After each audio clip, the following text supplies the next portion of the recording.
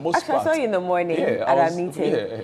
But I didn't see you during the So I was screening. getting checked. That is what he meant. Yeah.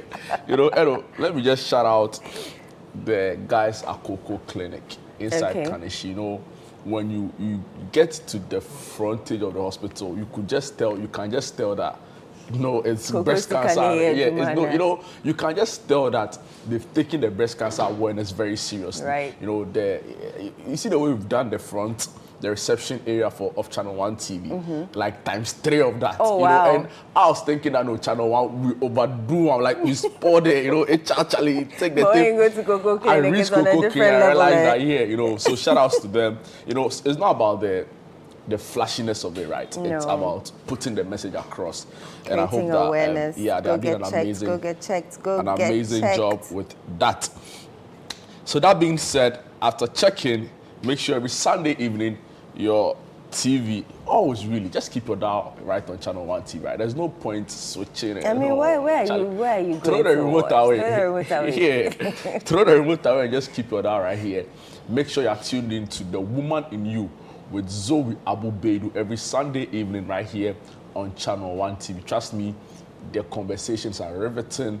The conversations are exciting. So many different angles showing the amazing qualities really and resilience of women in different sectors, different areas. And I'm sure you'll definitely be inspired by one or two stories that gets featured on A Woman in You, hosted by our colleague right here in Channel 1 TV, Zoe Abu-Beidu.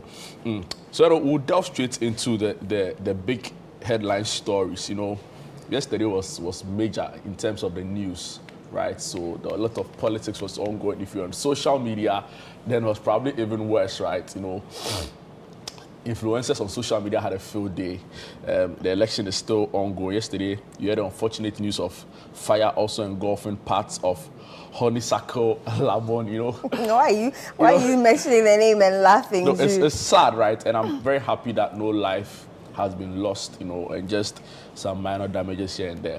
But, Ghanaians always find a way of finding amusement in some of these things. So somebody tweeted that when the fire story broke, that by now 30+ men and 40+ men are on their knees shouting and screaming because, it's like, it's become like the favorite pastime hangout for, it's a vibe on Sundays. Yeah, people go there to watch football, and for a lot of these 30+ or 40+ guys, they like the yam and fried chicken wings over there, right? So condolences really to the people in Honeysuckle after fire destroyed parts of the Laboni branch. But let me just delve straight into the citynewsroom.com.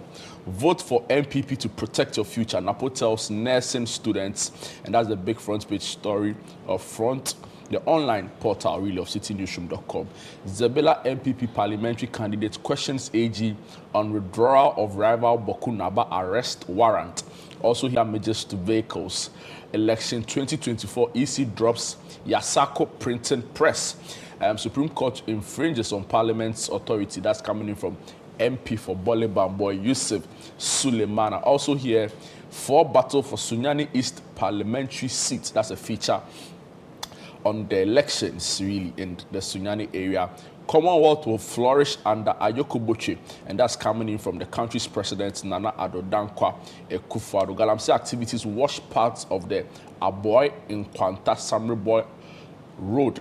And also here, I'm humbled by the trust of the Commonwealth leaders. Ayoko Boche speaking after her historic election as the Secretary General of the Commonwealth. Also here, some other stories. VRA sweeps 3 prestigious awards at the 8th Energy Awards. Ajay Anand has been speaking. He says, I've been signed by Lynx Entertainment. And he made that revelation on the chat show. Newmont Ahafo are judged best company at Ghana Club 100 Awards. And then these are some of the big stories on the front online portal page of the citynewsroom.com. All right, let me bring you channel1news.com and you'll see 44 TV stations cited for indecent, offensive content. Fire breaks out at Honeysuckle Pub in Laboni kitchen area affected. EC drops Yasako printing press, appoints new firms, prioritize dialogue to resolve impasse, Parliamentary Network Africa to majority, refusal of NPP MPs to sit on minority side of Parliament. Refusal of NPP MPs to sit on minority side out of arrogance. That's according to Yusuf Sulemana. 90% of Ghanaians seek honest candidates for 2024 elections. That's according to an Afrobarometer report. If you come here, Akufo-Addo hails Ayoko Boche's election as Secretary General of the Commonwealth. Prioritize dialogue to resolve impasse, Parliamentary Network Africa to majority. City FM, Channel 1 TV holds capacity training for journalists ahead of election 2024. I'm not surprised Kurt Okreku hasn't resigned. That's according to George Efriye. Yeah, George contested him 5 years ago for the position of GFA president, and there are rumors that he's going to contest him again after the second tenure of Kurt ends. But moving straight to the Ghana News Agency.org.gh.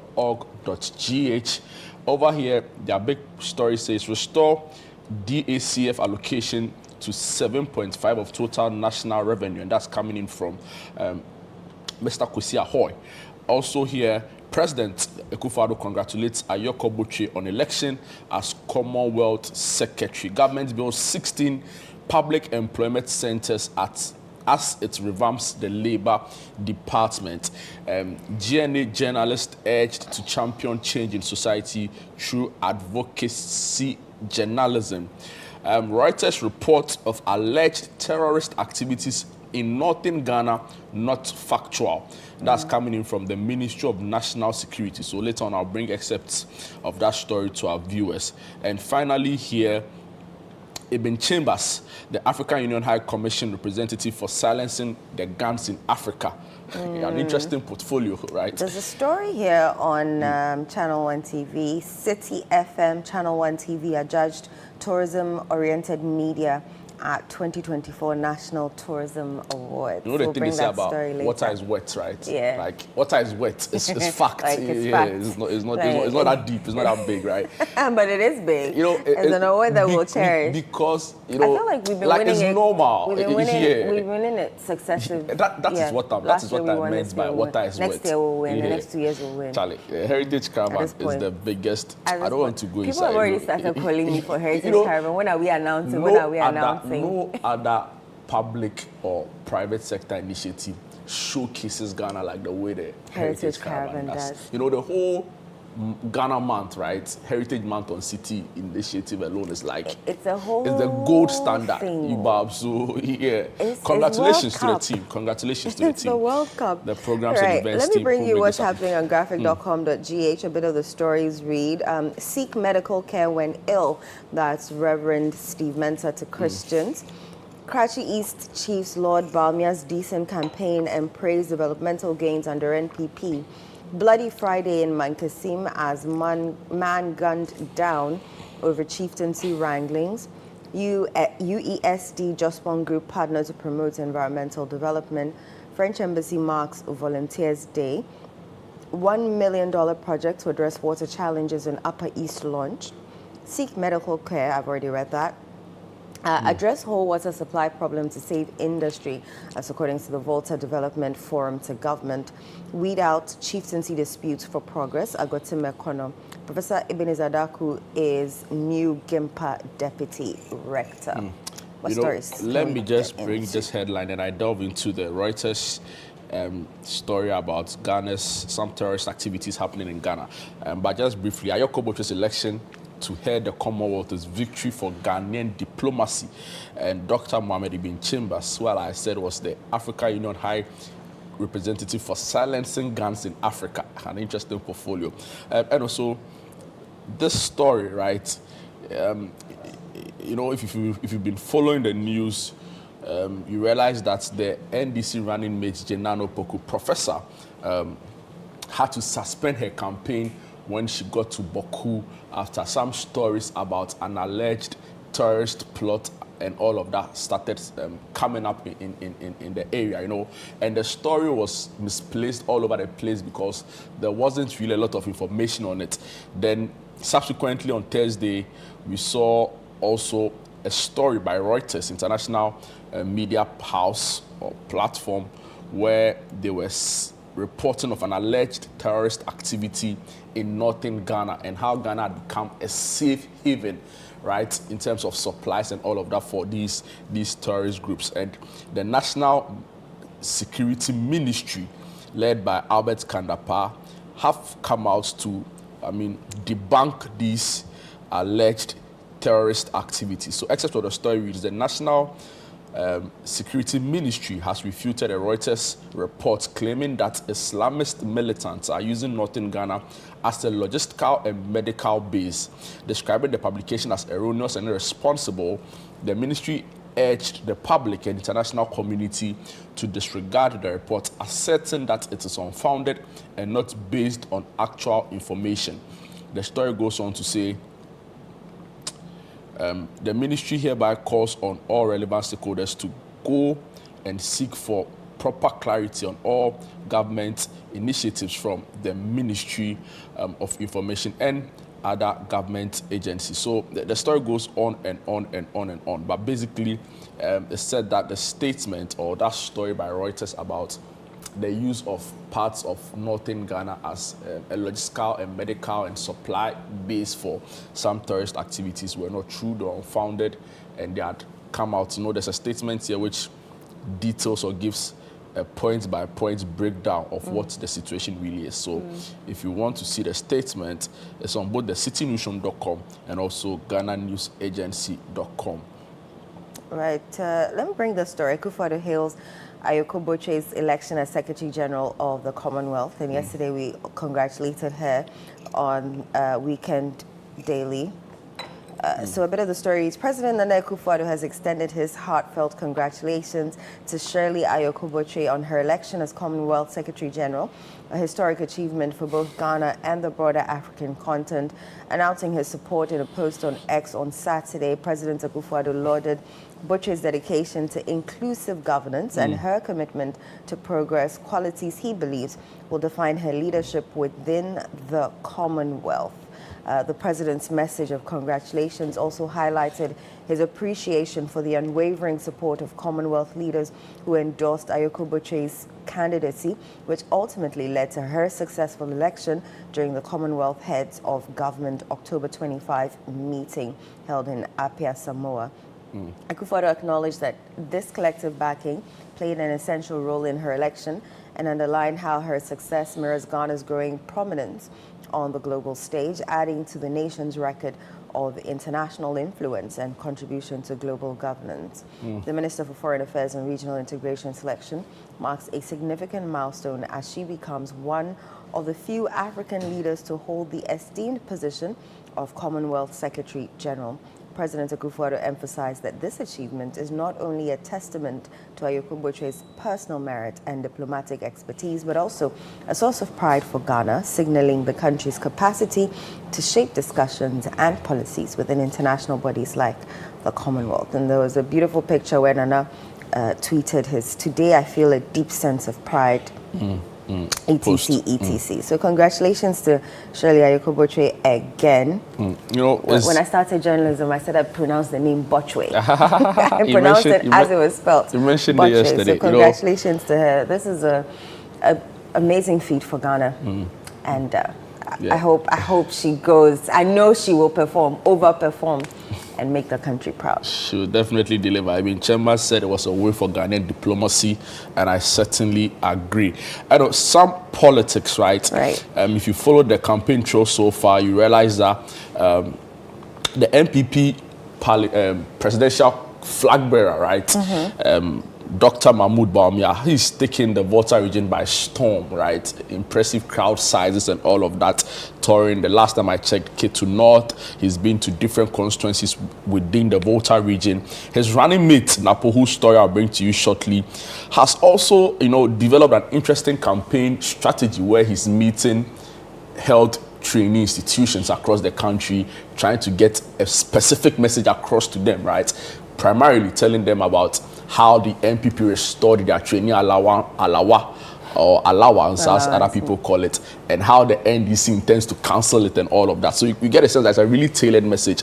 The NDC, on the other hand, their flag bearer has been based in Accra over the past couple of weeks, you know, engaging the diplomatic community, you know. So I think yesterday he posted photos of his engagements with some ambassadors and high commissioners, pointing out their challenges they have with the EC and other state institutions as we head into the elections. His running mate, Professor Jenano Opoku's campaign has been in the north largely, where she was also meeting some chiefs and community leaders up until she suspended her campaign as a result of the Boku disturbances that we had recently. Samira has also been on the campaign in the north. And it's amazing, you know, Charlie, the sheer numbers, the crowd sizes. Only the crowd sizes amounted to the votes that you received. Yeah, then you could say that the crowd sizes, you know, means I'm winning. Or yeah, you know, I have a theory that there's no correlation whatsoever with crowd sizes and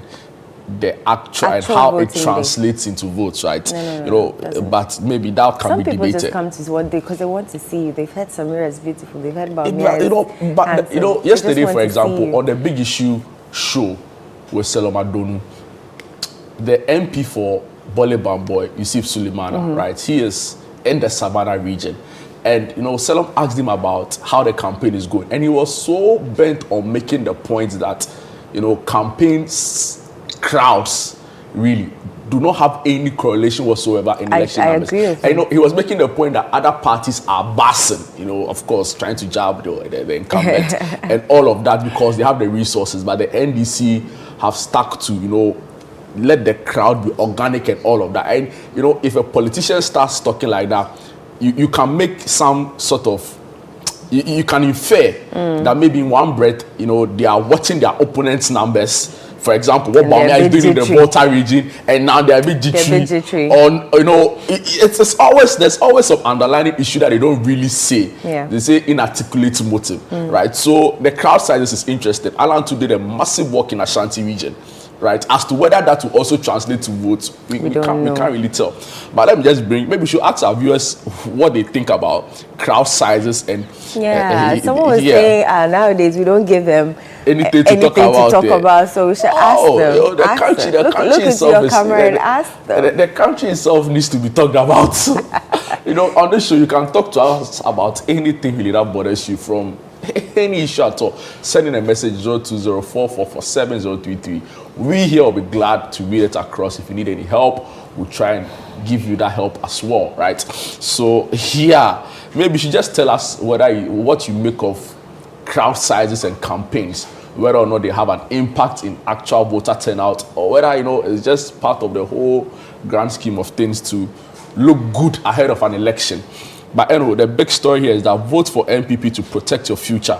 NAPO tells nursing students. The MPP's vice presidential candidate, Dr. Matthew Opoku Prempeh, has called on nursing students to support the new patriotic party, emphasizing that their votes are crucial to securing key policies like Agenda 111, the nationwide hospital project addressing students at the Pantine Nursing and Midwifery Training College in Accra.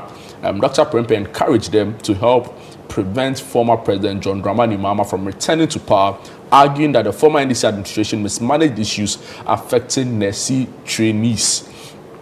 He emphasized that the restoration of training allowances by the MPP demonstrates their commitment to nursing students' welfare, contrasting it with the NDC's cancellation of allowances, which he claimed caused significant hardships for students during Mahama's tenure. Dr. Prempeh asserted that the upcoming election is a choice between the stability offered by the MPP's policies and the risks posed by Mahama's leadership. So, you know what, you know, in 2016, when we were building up to the election, it was a topical issue, right?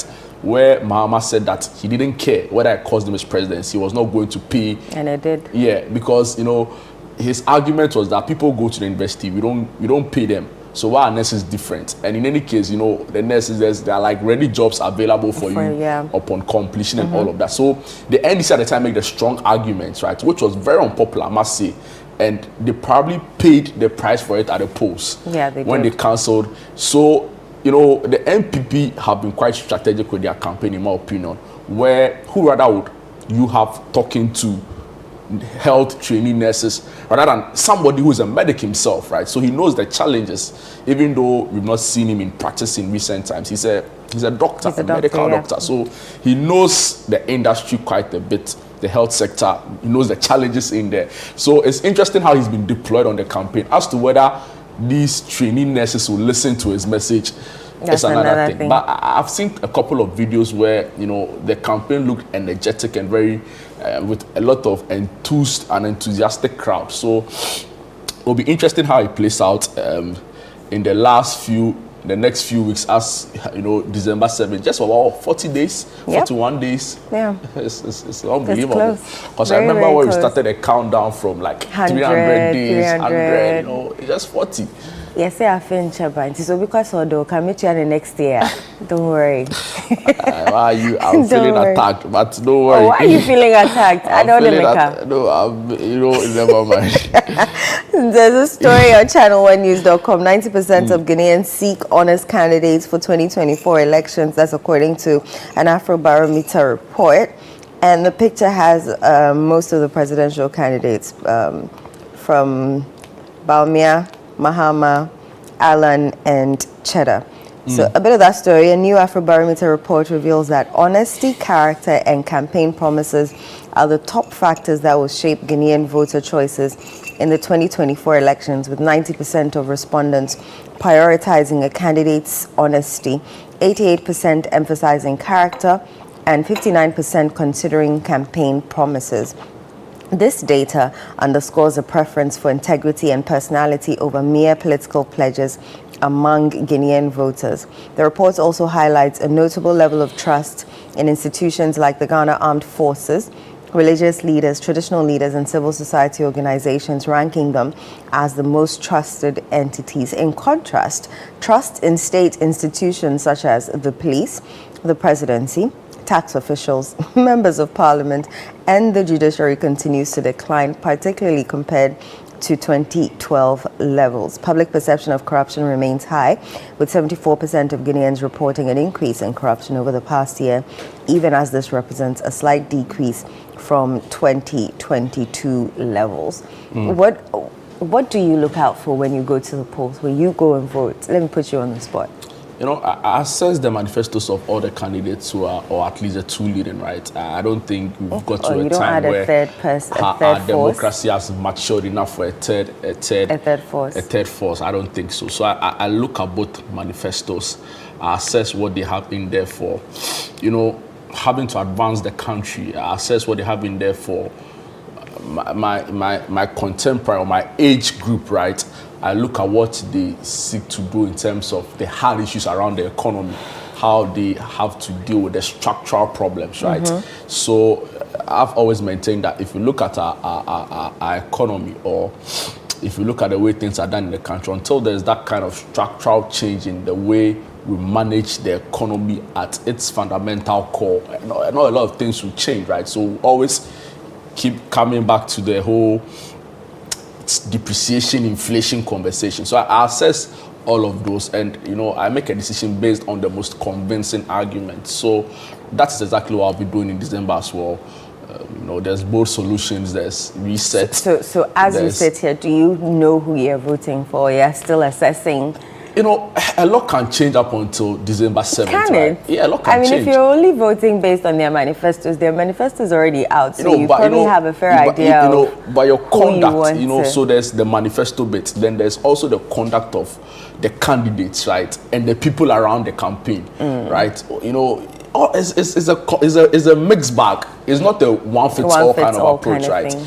So you want to make a decision that encompasses all the values and beliefs you have as a person. So it will take some time, but you know, and a lot from now to December 7th, it's a long time. Anything can change. Somebody can go and make some now absurd promise that I'll be not so much in support of, that can swing it, you know. And the one who thinks he's in a comfortable league can also do something that I'm like, no, based on this particular. See, in the US, you know, the values, their values matter. Right? People make decisions based on like hard issues like abortion, like of course the economy and all of those things, but like their values and all of. So it's not it's not easy like that. It's not a straight jacket like that. Yeah. Right. So there's a lot more at stake and a lot more can change. But I don't know what. Talking about the US, let me just bring you some headlines, some foreign news headlines on, and this is from the CNN. The ball is in Iran's court after US pressure pays off. This is about some confrontation between Israel and Iran, which is escalating, according to the CNN. The elections is also building up strongly in the US. Trump in Michigan makes a play for Arab American and Muslim voters angry over war in Gaza. Also here, Georgia's ruling party wins pivotal election. Early results show. Some other stories. Commonwealth leaders say a time has come for discussion on UK slavery reparations. That will be an interesting test for Madam Shirley Ayokobuchi, how she's able to push this message or otherwise, really, with regards to the Commonwealth and reparation concerns. Over here, 124 killed as Sudanese paramilitary group attacks village doctors and activists. This serious. And also here, bus crash in central Mexico kills 19, at least 126 dead and missing in massive flooding and landslides in Philippines. And these are some of the big stories on CNN. I read somewhere that Kamala was also scheduled to campaign with Beyonce. So Charlie, Ghana, we are dealing with our problems, but Charlie, did. It was amazing. Yeah, they've already done that. The last I checked, I saw reports that Beyonce didn't show up and people were pissed. She showed up. She showed up, and she was even introduced by her mother, Tina Noel. So yes, she showed up. That's really but back here in Ghana, City FM and Channel 1 TV, we held a capacity training for journalists ahead of the election 2024. And in pictures, you see our very own Vivian Kailoko and Bernard Avle passionately talking about, the upcoming elections. And you can follow us in real time for all your election coverage. Hashtag Election Bureau, hashtag City Verify. And there's one last hashtag, 2020 Ghana Polls 2024. So it's hashtag Election Bureau, hashtag City Verify, hashtag Ghana Polls 2024. Amazing. So follow us in real time. On that Ghana Polls 2024 note, we want to find out from you, what do you make of crowd sizes, right, going into an election? In the US, it's funny because the first time Barack Obama actively joined the campaign, he made mockery of Donald Trump's infatuation with crowd sizes. And he made a funny joke and it resonated a lot of people. So I want to find out from you, what do you make of it? Does it have any effect in your view and your opinion with the actual votes? Or you think it's just people are biased and for that reason, it doesn't amount to anything? Share with us 0204447032. Read your views. I will have a little engagement discussion on that. But we'll take a quick break. When we are back, we have a lot more exciting content for you right here on Sunday Breakfast.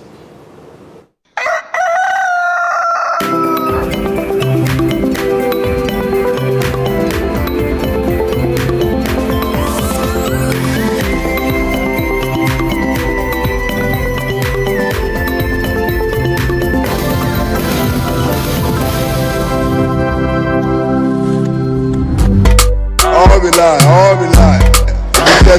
Thank you, boss. See you next week. Yo, where is my passport? Where is my passport? Yo, man, I want to rubber. What is that about? Special. Give my passport.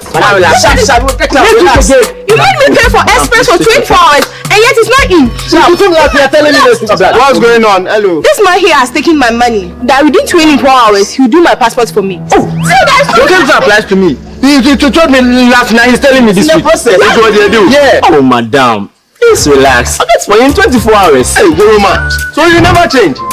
You get passport for someone within 24 hours, Madam Obwa. See, the normal working hours is 9 to 5. Not 24 hours. I'm fat. You guys have made a very big mistake by trusting these people. Now, through digitalization, passport application has been made so easy. Now, you don't need to stress yourself and join any long queue for your passport. All you have to do is to log on to the Ministry of Foreign Affairs website and begin your application by buying a passport application voucher online. Simple and easy. And very soon, all you need to get your passport will be your Ghana card. What is it true? Obisa. It is possible. Yes, I didn't know this. I feel like this. Come on.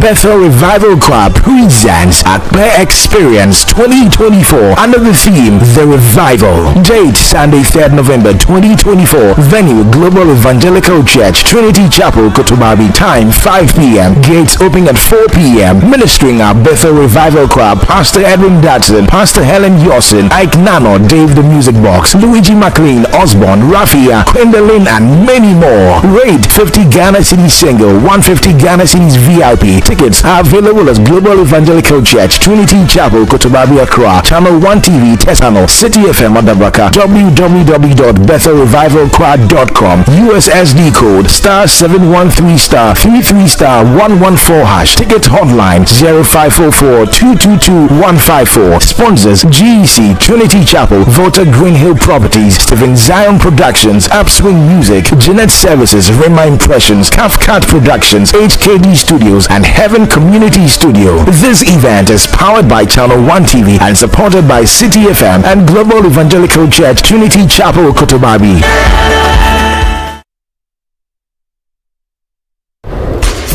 He have not shown sign of settling down. Oh, you don't mean it. Power to deliver is available.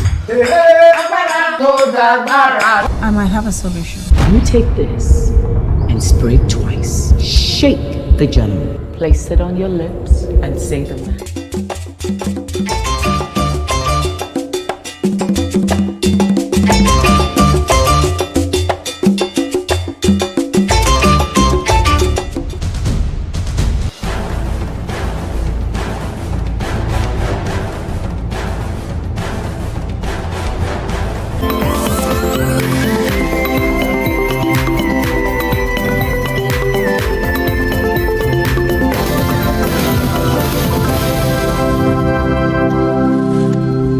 Yeah, welcome back to Sunday Breakfast here on Channel 1 TV with me, Safo, and Jude Duncan. Now, for this next conversation, it stems from what events that have happened, throughout the week and also for a couple of years now. The Kaswa ritual murder, including children, and also, the recent Salifu Amakon's son, 16-year-old son, who caused the death of two young angels. And so we're talking about parenting, and there's no other person better to join us for this conversation than Reverend Cephas Haywood Amate. Reverend, thank you so much for joining us. How are you doing? Good to see you guys. I recall watching your maiden program because I was up there with Summons. I remember. When we didn't even know that.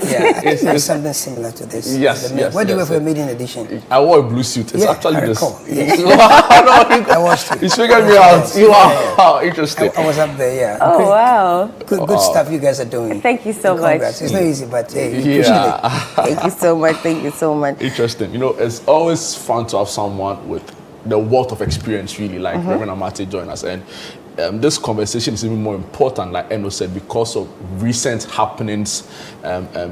You can say that has shook the nation, right? So 3 years ago, like Eno rightly said, there was the Kaswa murder incident where a 15-year-old and a 13-year-old murdered a 10-year-old, right? And it shook the nation. Then, not too long ago, we've also witnessed a harrowing incident of a car crash. Now, the parenting bit is that the minor was allowed or given access to the vehicle. We don't know whether the parents did, but there's that element of people have called out the irresponsible parenting in all of that. So, Reverend Amate, it's great that we have you. I'm excited to have you in studio. But Reverend, before we even go into the conversation, let me announce our WhatsApp line so that if you have any questions or any thoughts, you can send it in and we'll definitely, ask Reverend Amate for you. 0204-447-033. 0204-447-033. Reverend, let me start by asking what it all is parenting. Well, basically, parenting is about a child coming into the system through you with a mother. It may not necessarily, of course, be married, but ideally, societal structures dictate that if the couple are married or together with the child is fine. So basically, it's about bringing up how a child to be the best they can be and to be more functional and positive for society. Basically, that is it. So parenting is basically just as simple as that. Unfortunately, it's easier said than done.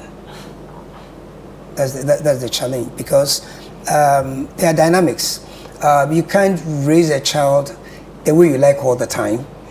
I mean, growing up, what I've realized is that the structures change over time. When we were growing up, goes back like yesterday, everybody was your parent.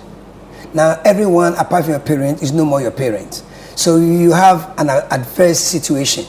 Because when we were growing up, like I grew up at Kanisha Wudeme Estates, and then we didn't have a lot of walls. The richest home had better grass as their fence, hedges rather. I would say not grass, but hedges. That's their fence. That's the richer homes. We kept ours blank. If you improved a bit, then you could get into the grass levels. And always in between these things, as kids, we always had a spot where we could go in and out. I'm trying to say that there were no structures that bordered the homes easily. Everybody knew their fence lines, but every home was your home. And every brother was your brother, every sister was your sister. Automatically, every parent was and remained your parent. So there was nothing like waiting till 7 o'clock to get a lash. Someone's parents can do it on your because that parent is your parent. It is, quid pro quo. So it swings in the neighborhood. That's how it works. And I recall growing up that there were times when there will be differences between the parents, and sometimes we'll be scared. But issues between the parents did not easily translate to the children. So your mom in the next house or the next second house will have had a fight, but we will go and do our food and play our games as kids on your own accord. Yeah, that's the way it works. And you also know that it comes with benefits and challenges, because you don't get hungry. Your mother goes to Mokola, she's not back. It doesn't matter who is home. This family travel, it doesn't matter, you be fed.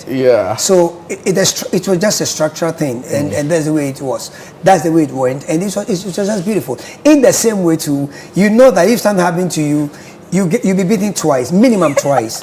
Twice because on the grounds, you'll be punished. And of course, once your parents arrived, mostly the mothers who do these ones, the report will go to your mom, and once you have been reported and she's been told you've been beaten, you get a beating again. Oh wow. So you know that parenting was just like a sea around you. You couldn't avoid it. So it was fine at the time. The structures were there, but like I said, everyone was your parent. Now, no one is your parent. And sometimes even your own parents are really not your parent, because you won't take the discipline. Reverend, just opposing that to what we see now in today's settings, what would you say are the major differences or even hurdles that, modern day parents will have to face with the kind of systems or structures we have in place now?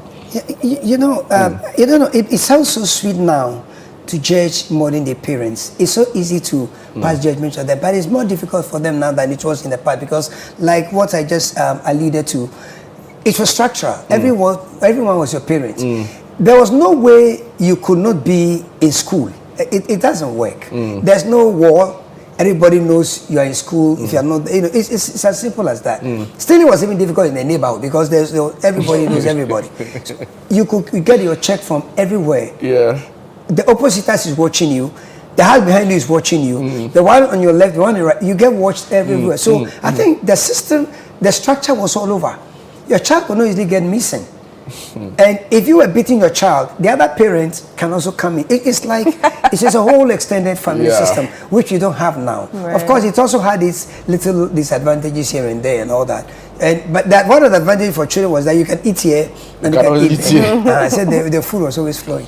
But the difficulty for the parents today is that we are walled, we are fenced in. So automatically there's more limitation there. What goes on in this house does not really transfer to another house unless at the gossip level. So you receive, you hear, you add to it, but you don't positively impact it. Parents now have only themselves to look at. And I think there's a cycle where people feel that if they call for help in relation to their children, it means they are failures. It rather re-emphasizes your quality. Because, yesterday I had a chat with your boss, that I knew I was going to come here. The smart thing I did was, I glean his thoughts. I quickly glean his thoughts. On parenting? Yeah, sure. I glean his thoughts. Older, but he also has experience. So I glean his thoughts here too. So I'm trying to say that parents feel limited now. They feel like if I'm inquiring, if I'm asking, then it's because I'm not competent. No, it's because you want to give your best. And your best is about knowing what you know, knowing what he or she knows, and adding it to what you know, and making the best out of it. That's it. So I think we are limited. We should be more open about things. And then again, it's like, I think we even talk more about politics and other things and stuff, soccer, other stuff. For the guys, soccer and all that. For the ladies, their hair, their stuff. We spend even more time discussing those things than we do how best to bring up our children. I don't know the last time you could see mothers discussing how best to get. How do you walk your son or your daughter through this crisis? My child is 8, your child is 4. How did you manage him through it? Because I find your child to be very fine. We have this tendency to feel that we can do it on our own, but we cannot always do it on our own. And I think it's reflective in what we see now. Interesting. You know, Reverend, you're also a minister of the gospel. Yeah. So it's important. I'll come to you later on the spiritual emphasis for children. Okay. But still on your opening remarks around it. Yes. At what extent do you say the school or other societal, institutions, right, yes. have a role to play, like even the Sunday school institutions? And at what point do you say these are the roles or responsibilities of parents that are non-negotiables for parents, right? So the question, let me just structure it properly. At what point do you say the parents should be actively involved in everything of the upbringing of the child? Because, like we were saying, modern day parents, right after childbirth, they have to go back to the office. Yeah. The mother is doing a 9 to 5, the dad is doing a 9 to 5, so they are left at the mercy of some nanny somewhere, right? Who also may not probably have the highest form of, education or sophistication to understand the modern trends in parenting and all of that. So the question is, at what point will you say parents should be actively, fully involved in everything with regards to the upbringing of their child? Well, first of all, I would rather insulate the schools a bit more, because we have leadership that does not know what to do with children anymore, and this leadership rolls out its thoughts and patterns to the school structures to teach them. So I think there's a problem there. However, here's the problem. Here's the issue. You, the parent, yes, you have a son, you have a daughter. In as much as it's a living being, it's your child, that's another Homo sapien on the block for you. You need to understand that that's an investment. So what you put in... See your child as an investment. Yeah, it's even wrong to see your child. Your child is your ultimate investment. True. So at least for the next 18 years, you can negotiate about certain structures with that child. And I'll explain. You decide that I'll buy this car, I won't buy it again. You decide I'll get rid of this car, I don't want this one again. You decide that I don't want this, I'll sell it or I'll remortgage it or whatever. You can do all these things with freedom. You decide I don't want to wear this shoe anymore. I'm no more going to support Man U. I'm going for Arsenal. I don't want Real Madrid anymore. Or Chelsea. Yeah. I don't want Real Madrid anymore. I'm going to Barca at least until the second version of their Classico. I saw you doing go ahead. So all these things you can freely do. You can't do that with your child. You can file for divorce. The man can file for divorce. The woman can file for divorce. You can't file no longer to be a parent. It's not really parenting is not negotiable. That's true. And so it is your highest investment because your money has to go in there. In fact, the law says even if you're not paying, you can be pulled. Waju is there, Dosu is there. All the structures are there to make sure that you care for the child. So that's a major investment. And therefore, you will want to give it your best because from the breakfast, lunch, and everything comes your time as well. The care for the child, the health of the child, the safety of the child, the mentality of the child. Because, see, and here we have a structure too where something can affect your child can do wrong, but you can be held responsible. Something can go wrong with the child, you have to pay a price. You could be somewhere in a prayer meeting. You could be in a conference, but before the day is over, you are in a cell. Not because you did wrong, but because your child may have done wrong. True. So you can't really untie yourself. You can't break those chains. And so parents must wake up to the reality that whether I like it or not, I got to do this, I got to give it my best. And it's not easy. Raising up children also breaks a home. It can break the marriage because You don't see eye to eye about how to handle a particular situation. And no matter the number of children you have, they are peculiar. They are unique, they are irreplaceable in their own strength and in their own rights. So bringing them up is not easy. What is the best way to handle Kofi?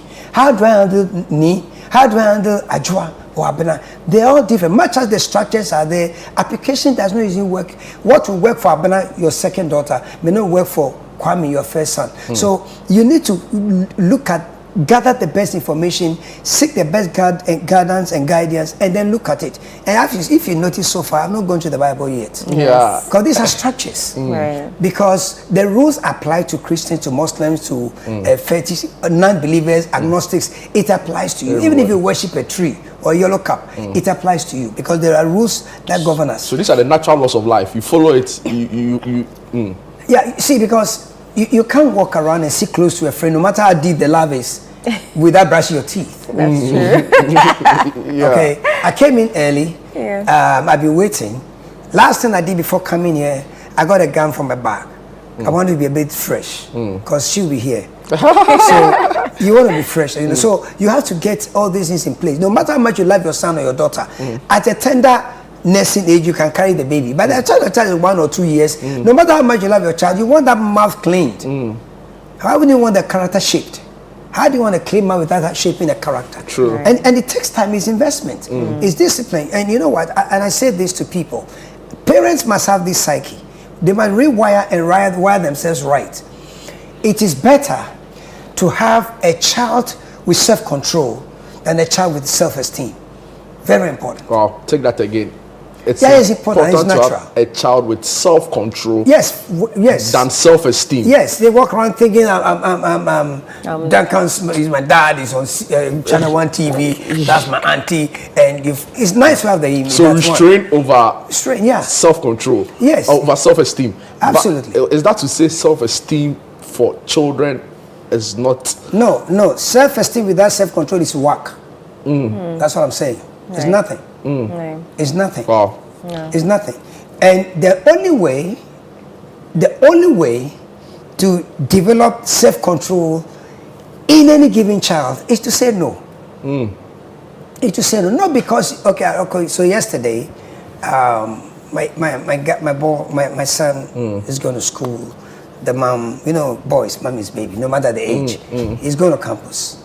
So the match ends. I'm trying to prepare for today, and he says he wants credit. My first instinctive answer to him is, my first answer was tomorrow morning. He said, yes, please. He asked me for credit. I was not too tight. I can give it to him. Yesterday, not 2 days ago.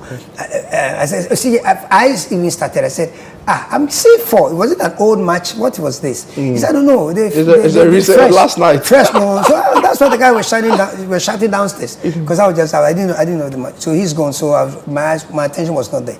And then he's brought this request. And instinctively, I said, okay, I'll do it for you in the morning. So, that was it. And he knows he's going to get it in the morning. But once I knew the game had finished, the talk and the conversations and the messages and the teasing would start, So quickly I sent it to him. Then I called him. It's important to follow the conversation online. Yes. It's the best thing to do with your kid is to teach them no. No. Not because no is the ultimate answer, but you are giving them self-control. Okay. Self-control. Oh. Very, very important. But how are you going to teach them when you don't have it? Just the Bible says, "What I have, give I thee." You don't have it yourself. We have parents who need to be who needs parenting.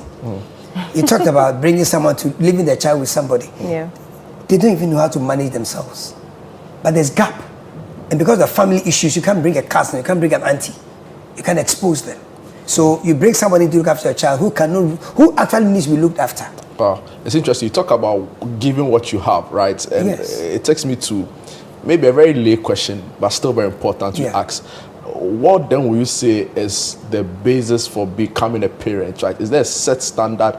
Will you put it at an age or you put it at a maturity level, right? So, I don't know. You should just tidy up the question for me. Look. When can one decide that, okay, I'm ready to be a parent? Well, you see, first of all, when you talk about age, right? It's like you've seen a lady you want to propose. You are 22, she's 24, but you feel it, you know, she gives you all the vibes you want. At that moment, and you've grown up with the age issue that you are the man. At that moment, what are you going to do? You have to decide, shift your mentality and decide that, okay, beginning from today, age is a matter of mind over matter. Once I decide I don't mind, then it doesn't matter anymore. I'm going to propose, and you are on your track. It's just removing those things. Discipline is key, and the structure, the point at which you know you are ready to be a parent is a simple point. You don't even know, because you don't even know. But the question is that, are you ready to give yourself full time? It's a full-time job. It's a consistent job. It's about attitude. It's not about age at all. You could be 34 years and you need to be parented. Somebody could be 21 and they don't need parenting. Look, in my area, I remember very well, there are little girls I saw grew up in my neighborhood. And in as much as my kids, age-wise, are older, I'll curtsy those kids with more maturity. Because whatever you do, another parent can do better than you are doing. Not because she's a better person than you are intrinsically, but because of where she also came from. We are products of our background. We are phenotypical, genetically, yes, but our real impact is phenotypic. I mean, based on how we are brought up, how we are cultured, how we are trained. So you have a person who starts the child in the kitchen around 4 to 5 years. To wash the bowl. Before you realize, the blunt knife is given to her to slice a plantain. Before you know, she can fry an egg. So a 6-year-old girl is safest with the egg than an 11-year-old girl because she had been acculturated into it. Just started. There are kids who at 8 can cross the highway, and there are kids who are 16, you maximize their chance of death if you allow them to cross. Because they get into the car and you U-turn them all the time. Well, my kids had to now go and cry, yes, we're binding, get them to cross the wager highway. Break and tie and loose. Yeah, because and then you realize that another child who is older than them is the elder one. Because when it comes to road crossing, the person has a master's in it. And what Reverend is saying is so real, right? Because even here at Tesano, sometimes when I'm going for a break lunch, I see kids like 5-year-olds, 6-year-olds left at the mercies of themselves, walking home, right? And I was asking myself, when I was 6-year-old back in St. Teresa's, there was no way, and it wasn't even too far from my house like that. So I asked one of them why he headed to. He's like, oh, I'm going after Apenkwa. 7-year-olds, right? I remember my first time going to take a car to school. I was scared. That's crazy. I was, because my mother was like, if someone stops, don't get in. Even if there are matters people inside, don't get inside. How old were you at the time? I think I was like 8.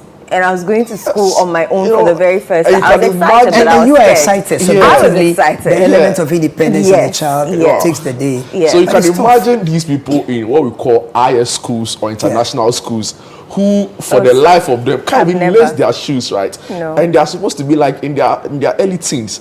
It's interesting, Rev, the way you talk about it. But let's also focus the conversation to another modern challenge a lot of parents are facing. And this is with regards to screen time or the digital world. They grow up very early and they already have tablets. I see some of my extended nieces and nephews, and they operate the tablets sometimes better than even their parents who own them. So the other challenge is that a lot of the vices that we see these children develop along the line are things they probably learnt or saw in the internet space or in the digital space. So, Reverend, talk us through how to navigate that, as a parent, your child is early primary, growing up, they need to use the tablet to learn, that really complex area of navigating screen time and digital. Yeah, but it's not an issue. It's not complicated at all. First of all, structure. I'm talking. The issue is a structural issue. Structure. The adjustment program for the government, but it's domestic structures. These are structures. Look, one of the first things, like I said, no is my key word for this discussion. Not because something is wrong, but you teach control. One of the first things a child needs to be taught is how to manage your emotions. You don't teach emotional balance at 20 years. It's too late. You don't teach emotional balance at 16 years. It's late. You don't do that. So, and you know, you don't get schooled in parenting. Like I said, it comes and you have to learn. So here's what I decided very early, looking at, I was not blessed enough to, you know, get into matrimony. You know, I'm not really a fan of it. But I didn't go in early. But here's the story. I got the chance to look at how things went in places. And some places you can look, but you can't talk. You don't want to talk, you know. So one of the things I did was, one of the few things I tried to get Madame, you know, to agree was this. And so I'm answering your question. I'm really on it, but I want you guys to get it right. We are following. My kids, when you know there's a baby court, and it costs money. You know, like what is easy for someone in Mensah? Me, I hustle before I buy the thing. Yeah. So I can't say man no get. So for me to buy that court, it must be used at all costs. When the child is in the court, and that's why I said you can have matrimonial challenges when you want to bring up children. No way that child will get picked up when they are crying unless I'm not around. Strong objection. Because do you have kids? No. So here's what I'm showing you. Okay. How many kids do you have? I don't have any. Okay, yet. so you guys, you get an invoice from me. No problem. Pay for No this. problem. Look, when a child is in bed and they start crying, you don't pick them up. That's my rule. It's not in any book. It's my rule. When a child is crying, you don't pick them up. You go, and the first thing you do the neck or the forehead, or forehead we call it, or the neck. Yeah. You check the temperature. Once you are done with the temperature check, you check the diapers. Diapers. Back then, I knew it was Clara. So the more Clara you had means the baby gets a lot of care. But now it's dead, whatever. So you check that. If it's no weight, you know that you clear the system, the baby is fine. Nothing unusual, the baby is fine. You leave the child. But you know you want to pick the child up. You should. So my theory is simple. Be alert. Immediately the child stops, however deep a child cries, they take a commercial break. So, and you know, even here on TV or radio, the commercial break is short. Yeah. So once the child goes for that commercial break, you pick him or her up. The child knows that crying will never get me out of here. True. But I'll be picked, and you got to pick them up and have fun with them and everything. You know, that's it. For me, that was the start. That's how we started. Most parents are controlled by their children at home, and that is where the problem starts. Not the screen. The subjective discipline is non-existent. Wow. Because the love is so fresh, it's so deep. You have a baby for the first time, a mother for the first time. You can't fault a fresh mom. A fresh mom can never be faulted. She can never be faulted. Wow. Even the Jews with all their faith have a theory that God could not be everywhere, and so he made mothers. You can't fault a fresh mom. But it shouldn't continue. You have to oscillate things a little bit and bring balance. And that helps the child, because look, when a child is not disciplined, it's a pain on the child in the child's life. And then even a grown-up, look, if you are not disciplined, you can't enjoy working at Channel 1, because you are not here at 7. You have an excuse why you came at 7. From where? Another person has an excuse why they came an hour earlier. That's true. So it's not going to work. Right. You can't go to Banana every week and tell a genuine reason why you are late. He will listen, but they will kick you out. Yeah. No matter how much you pray. So discipline is key. So when you train a baby from infancy, when you train them early, that is it. You have a routine period the child would eat. And I hear there are signs that they make and they mean things. So that one, their mothers can go and learn. That one is not in the Bible, so I can follow that. But the self-discipline is key. Yeah. It is those failures. Sweetheart, are you with me? Yes. It is those subjective little failures. When we picking the child wrongly, responding anytime they are crying, who is in control? The child. So the child is actually parenting the parent. Right. Even before they start crawling. So there has to be a reversal. When you have control in those areas, because most parents now use the tablets and the phones as a break off. An escape. Escape routes to get a little peace. But you're not going to get peace because it can't go on forever. Wow. That's true. So now you wonder how to take it. And when you take it, the child knows that the louder I scream, the faster I'll get it. Especially when you're on a call.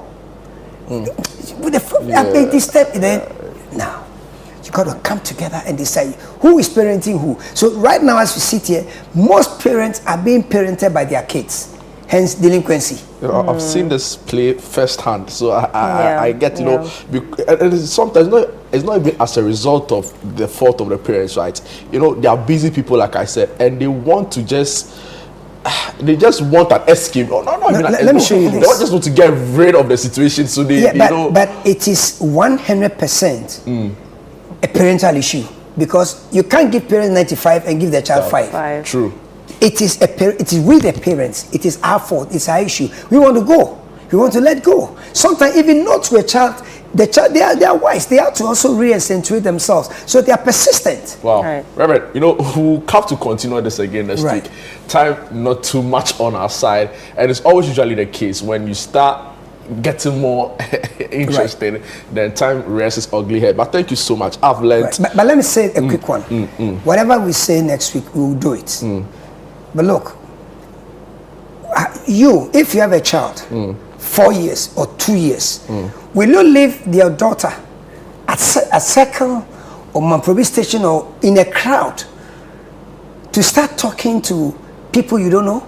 No. Will you do it? No. But that's what you do when you give a 2-year-old a phone. Unless it's young. Even that one, So when you give them these things, remember you are open. You see, when you give them this phone and they know how to unlock it, what you did was you didn't open your child to the world. You opened the world to come for your child. Wow. You can't bind that in the name of Jesus. When you make the analogy like that, it's even more scary, right? But thank you so much. I've learned a lot, even as a non-parent on the thing you say about a parent to be. Yeah, the thing you say about self-control without or self-esteem without self-control being whacked. That resonated strongly, and your emphasis on discipline and the need to make sure that the things come out well and not the child rather parenting the parent. That was really profound. So that's all time allows for this let me say episode, right? But we'll continue the conversation next week. Like we said, it's an important discussion that has to be had, and no other person will be having it rather than Reverend Safo Martin, just because of his wealth of experience, really, and for a lot of the things he's done in the past. So we are so grateful for your time, Reverend. Thank you so much. We'll take a quick break. When you're back, we have a lot more for you. Don't go away.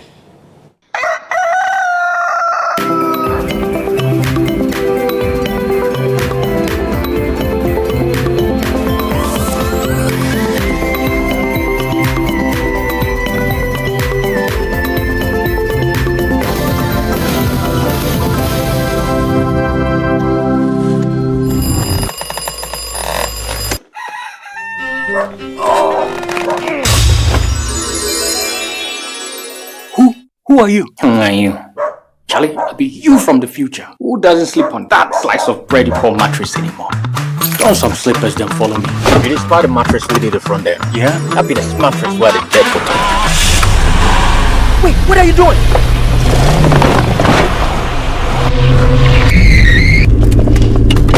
Wow! No damage at all. Not only durable, but also super comfortable. Come on, try it.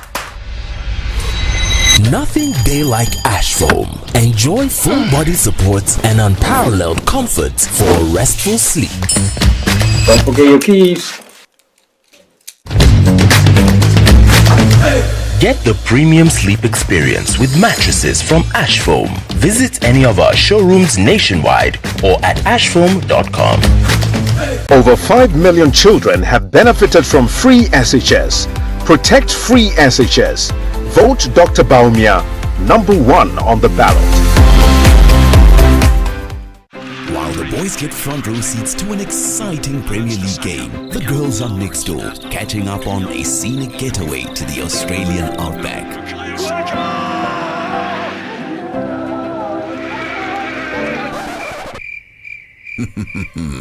Watching together is always better.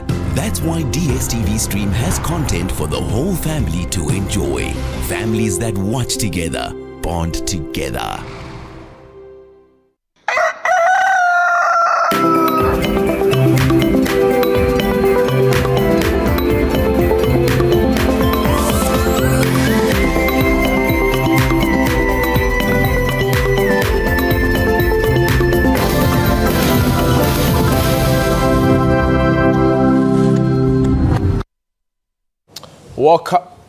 Welcome back to Sunday Breakfast right here on Channel 1 TV. Just gone by a conversation with Reverend Cephas Haywood Amate on responsible parenting, right?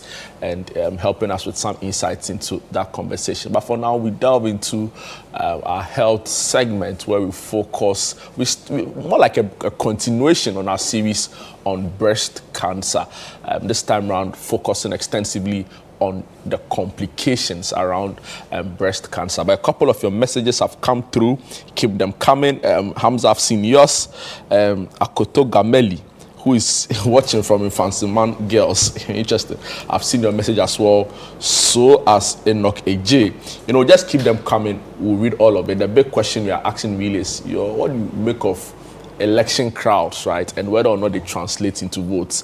If there's any other issue you want to talk about as we go ahead with the show, feel free to send your message. The health segment is also live now. If you have a message, 0204-447-033. Doc Kalsum, Zakaria Adam is my guest. Doc, welcome. Thank you. I offset, I was asking you whether you had a good week, and your response really gave you out. Your smile gave you out. So whatever good things is happening, please share with us.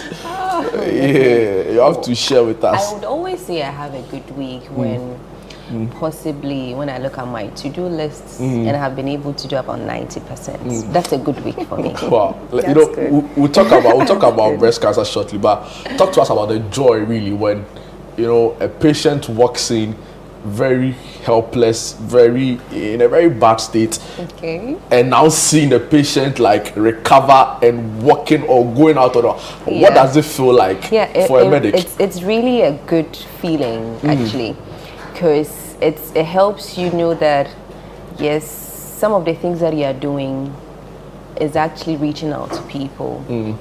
Because when people come in and they are helpless, and even sometimes just the smile on their faces when you go for a morning ward round compared to the first day they presented. Can imagine. It's very refreshing, and it's only reminds you of the fact that you are actually doing something, and it's encouraging. It encourages you to want to do more and want to be able to at least also give part of, or even the oath that you have taken, you're living up to it, and people are getting better day by day. Oath? Exactly, I've the always Hippocratic wondered why it's called the Hippocratic oath. Maybe some other day you should lecture us on the tenets of the profession. Sure, definitely. But someone said, some of the gentlemen in this office. Okay. So you've been preaching breast cancer. This is the fourth week we've been preaching breast cancer. Yeah. And we had the opportunity to be screened. Ask me how many of them got screened. What is all this? How many of them? I literally had to beg. This one he didn't go. Don't even do it. Really? But that is not true. That is I'm not true. heartbroken. No, Doc, I won't break your heart, but I went. Let me just be frank with you. So I went. Okay. And they did it, but they didn't do it well. So I had to go back. How did you know that they didn't do it? That's the same thing I'm asking him. Tutoring you have gotten from this? Is that what made you think that it wasn't that well? Some things are inarticulate. They have to be said off off record. But the point is that I just know that I have to go for it again. Oh, So really? yeah, I'll go and get it checked Okay. again. You know, But you know how to do it yourself. Yeah, I know how to do it myself. Okay, from what But even that we have one, been so wait. discussing. Yeah, but I think we should rehash on that as we get into our conversation. very well. But don't we are very, you are fully behind it too. We are supporting the breast cancer awareness month. Giddy. You're asking people to get screened because you have the opportunity to get screened and then you're not doing it. Don't do this. But I'm happy. I'm happy that at least most of you got screened. And thank you so much too. Thank you so much. For the advocacy, for the somebody said education that. and all of Somebody said that. You know, the reason why God didn't keep angels on earth was because doctors were there. And he resonates with that a lot. So we are humbled. Thank you for all the work that you do. Okay, so getting into our conversation, I think we should just rehash for Jude's sake. And what's the meaning of this? How to do your own screening at home, and maybe a bit of what we've discussed, the symptoms and the signs. Yes. Okay, all right. So we'll start. So over the week, or over the past weeks, we have spoken about what breast cancer is, and I'm sure all those who have been following us so far, they know exactly what breast cancer is. As at least once breast cancer is mentioned, you know that it has to do with the breast tissue becoming cancerous and dividing uncontrollably, and then it can also move to other parts of your body and then give you other signs and symptoms related to it. And we spoke extensively about the signs and symptoms associated with breast cancer. We mentioned that some of the signs could be that you can have some bloody nipple discharge. You can have abnormal shapes of your breasts, which is not usual. And then you can end up having a lump within the breast that may not even be obvious. And there can also be some skin changes around the breast. So when you look at the breast, you realize that there could be some rash, a reddened patch, or there could be even an ulcer or a sore around the breast. And all of these could be some sign. Anybody who is 40 years and above is at risk of developing breast cancer, even though certain studies that have been done here locally also show that people get breast cancer even at 35 years old. And then we mentioned that smoking, old friend smoking, is also a strong risk factor for developing breast cancer.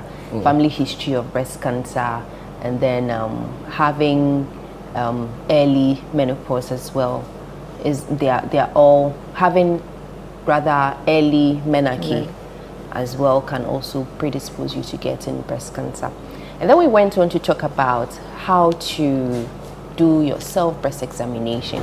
We mentioned that it's important that once you are 20 years, reproductive age, you should start doing your self-breast examination. You learn how to do it and then do it effectively and then do it correctly. So it's advocated that at least you do this self-breast examination once every month, 7 days after your menses. And then if you are postmenopausal, it means that you would have to take a particular date within the month and then stick to it throughout the year and then have your breast checked. So I suppose that most of us have done about 10 self-breast examinations as we are in October now. We've done some. Yeah, and then we mentioned that for you to do a self-breast examination, you'd have to first observe or look at the breast. So you need to get naked from your waist all the way up. And then you stand in front of a mirror, and then you're looking for, are there any skin changes that we have discussed? Are there any, is there any nipple retraction? The nipples are not pointing in the directions they are supposed to be pointing. But I thought people's nipples point outwards. And some people also have inverted nipples, right? Yes, so if from birth you have inverted nipples, then that's okay. Okay. Then that is normal. There's a little percentage of people who have, their nipples inverted. That's fine.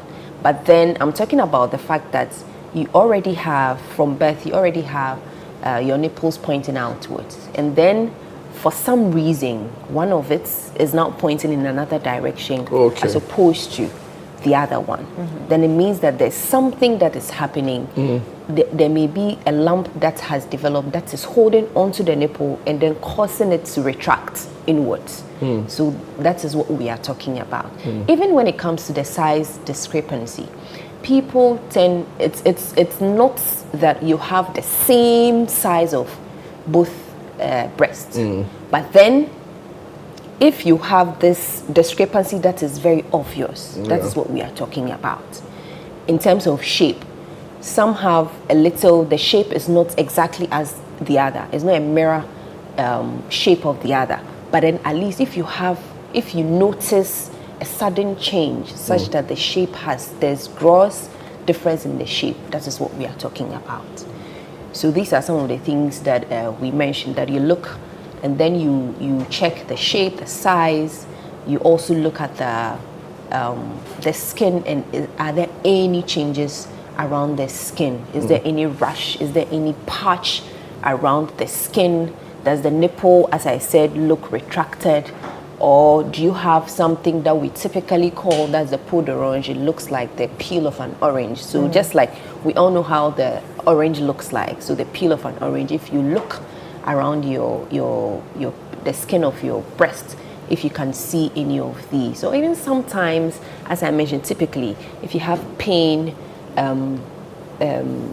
raising your hand or putting your hand in function, or if you have swelling of the upper arm related to the breast, or is there any another lump or a swelling within the armpits as well. So we mentioned all of that. You are looking. After looking, the next thing would be that you would want to palpate. So palpation is just you pressing or massaging your breast tissue against your chest wall. So as I mentioned, you don't need to do your palpation by holding the breast this way. Okay, otherwise everybody will think that there's a lump in there. Okay, so you need to do it against the chest wall, which is a hard surface. So once you palpate the breast tissue, you divide it into 4 through the nipples, and then you start palpating each quadrant. So you palpate, and then you are checking, are there any abnormalities, especially any hard lump within the breast, and then you go all the way till you exhaust all the quadrants. And then the next thing would be that you would want to check your armpits as well. So you check every part of the armpits if there is any swelling or there is any lump in there as well. Once you have finished that, then you want to express your nipples. So you express the nipple in 2 directions, both the horizontal and then the vertical direction, and then you check for any discharges, the abnormal discharges, and this should actually end your self-breast examination. And as we have mentioned over the week, we have mentioned that aside doing the self-breast examination, if you are 40 years and above, you should be able to do the clinical breast examination as well, and that should be done in the clinics. So you go, once you are 40 years and above, you go there for breast examination to be done for you, and then you start doing your annual mammograms at age 40 and above. But it's also advised that you can do these mammograms once you have family history of breast cancer. Breast cancer, cervical cancer, any of those cancers, once you have family history, it gives you an extra risk of developing breast cancer. So once you are examined, would give you a particular schedule which will be much earlier than the regular 40 years that we are talking about. So if you do have any family history, don't wait till 40 years before you start screening clinically and doing your mammograms, but you need to come in earlier, and we need certain information as to when the family member had the diagnosis of the breast cancer, and that would help us know when you should start your screenings early. And yes, so we spoke at length about all of these, and today we would want to delve more into some of the complications. Yeah. So I guess we can just go inside.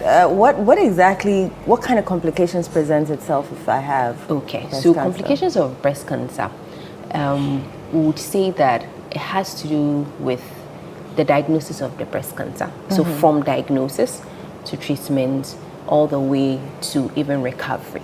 So there are certain complications that you may have along the line. But I would want to talk about untreated breast cancer, because we always say that once you are diagnosed with breast cancer, it's a hard blow and people think that it's a death sentence. Yeah. And really it isn't, because if you are going according to the schedule and doing your self-breast examination, you should be able to catch it early. Once you catch it early and you come in early and investigations are done, chances are that you will actually be cured of Early the breast detection cancer. saves lives. Early detection really does save lives. But people wait, even when they are diagnosed, just the news or the fact that they know that they have breast cancer, they tend to wait and they don't come back and follow up with treatment. If they don't, the more you wait, it means that you are given the tumor the chance to multiply, to grow and start moving to other parts of your body, which we call metastasis. So it starts to move to other, and then that will mean that your treatment now becomes a little much more complicated compared to when it's early disease. So where does breast cancer metastasize to? Where does it travel to? So it can move to your lungs. That's the most area that it can move to. It's so it can because move it's to your close lungs. Exactly. to the breast. Okay. It's just on the chest wall. Yeah. So it can move directly there to your lungs. And when it moves to your lungs, you tend to have something we call pleural effusion. So pleural effusion is when you have water within the lungs. So imagine where you are breathing and then you have water around the pleural cavity. So it tends to reduce your lung function, and then it becomes difficult for you to even breathe. So most people who have lung metastasis with pleural effusion, you know that we are very unhappy about it because it becomes very difficult to treat. So that's one of the main things, the areas, one of the main complications of breast cancer. And these patients will not only have this pleural effusion, but they tend to have a lot of pain associated with it. So it doesn't only go to the lungs, but then it also goes to other surrounding bones. Yeah. You get it? And this, it means that once it goes into your bones, it compromises on the integrity of the bone. The bone, what does the bone do? It gives us strength. It helps us, let's say it goes to your lower limbs. It helps us to be able to carry ourselves around. But then once there is tumor affecting the bone, it's going to affect the integrity of the bone. And then it predisposes these patients to what we call pathological fractures. So the bones can just fracture with the least pressure. Okay? A bone that you could have walked on and then assaulted with all the weight that we usually do, locomate. But once this bone is affected with the tumor cells, what it does is that it tends to cause something called resorption, bone resorption. And then with time, you tend to have higher levels of calcium within your blood, and that also comes with its own complications, and then affects the bone that itself that is affected. And this bone would end up fracturing with the least mechanical force that it is assaulted with. So one of the complications is you are prone to getting pathological fractures once it affects your bones. And then if it gets to your lungs, there's pleural effusion in there. It can also metastasize to your liver, that is your abdomen. And we know that the liver is a very important organ in our body. Right. It does all the detoxifications for us. It also helps with some regulation of your metabolism in your body. So it helps some cells to produce your sugars, and then you are able to metabolize and then all of that. But then if, imagine the tumor cells affecting the liver, it means that anything you take in, you are going to have a hard time either detoxifying it or even when it comes to your metabolism. So patients who have lung metastasis end up coming very sick. Wow. So either the abdomen there's some ascites, and then the abdomen is filled up with some fluid as well, or they tend to have something we call jaundice or yellowing of the eyes. No, talking about well. the complications, there's this message here. The message says, Jude, I want you to ask Doc about fluids around the breast even when you are not breastfeeding. Could that be a possible sign of breast cancer? Okay, so I'm sure the person is talking about some fluid coming out of the breast, even though the person is not breastfeeding. Yeah. So we need to look at that, not entirely. So once you think that there's some fluid or discharge from the nipple, you need to examine it properly. What time of the month are you in? There are certain times within your month, maybe some ovulation of some sort. You may tend to have some fluid, but that's very scanty. So once you have blood-stained nipple discharge, that's what we are talking about. Okay. And then also, that may come with other signs and symptoms that we spoke about. That's maybe a lump or some skin change of some sort. Yes, so these are some of the things that we are talking about. But is it possible to, forgive my ignorance, sorry, is it possible to be milking even when you're not breastfeeding? No, because you need, so lactation has to do with signaling. So the body would need to know that, okay, a baby had been born, and that is all, it all has to do with your hormonal balances. Okay. So the body, it's a coordinated thing that, okay, this baby had, and then it's also the sucking effect also tells the brain, and then the whole signaling starts for the lactation. Yes, it's all hormonal. So it has to be there for you to, but once it's not likely that you'll be lactating unless there is some hormonal imbalances here and there, and then you have prolactin being produced, which is the main hormone that controls lactation. So very unlikely. It's interesting. So, but you were talking about, is that what we call the lymphedema? Lymphedema, yes. Lymphedema. No, lymphedema is actually the when you have blockade of the lymph nodes that are within your axilla or your armpits, such that it's not able to filter the lymph that is supposed to drain the upper limb. So that's when you end up with, you remember I mentioned that you may end up having difficulty raising your arm, and then there's swelling of the upper arm. So that is what we call lymphedema. So lymphedema affecting the upper arm most of the time is related to the breast. But you can have lymphedema associated with the lower limb or any other part of the body as well, depending on where the lymph nodes that drain that part of the body is blocked. You get it? So once there's breast cancer affecting the axillary lymph nodes, that is what drains the breast. Yes, and they are blocked. You can end up with lymphedema of the upper limb, which is also another complication that we were going to talk about. And this lymphedema could actually even happen as a result of treatment as well. Remember I mentioned that these complications run or span from diagnosis, treatment, to even when you are recovering. So you may end up having lymphedema as well once surgery has been done and axillary clearance has been done.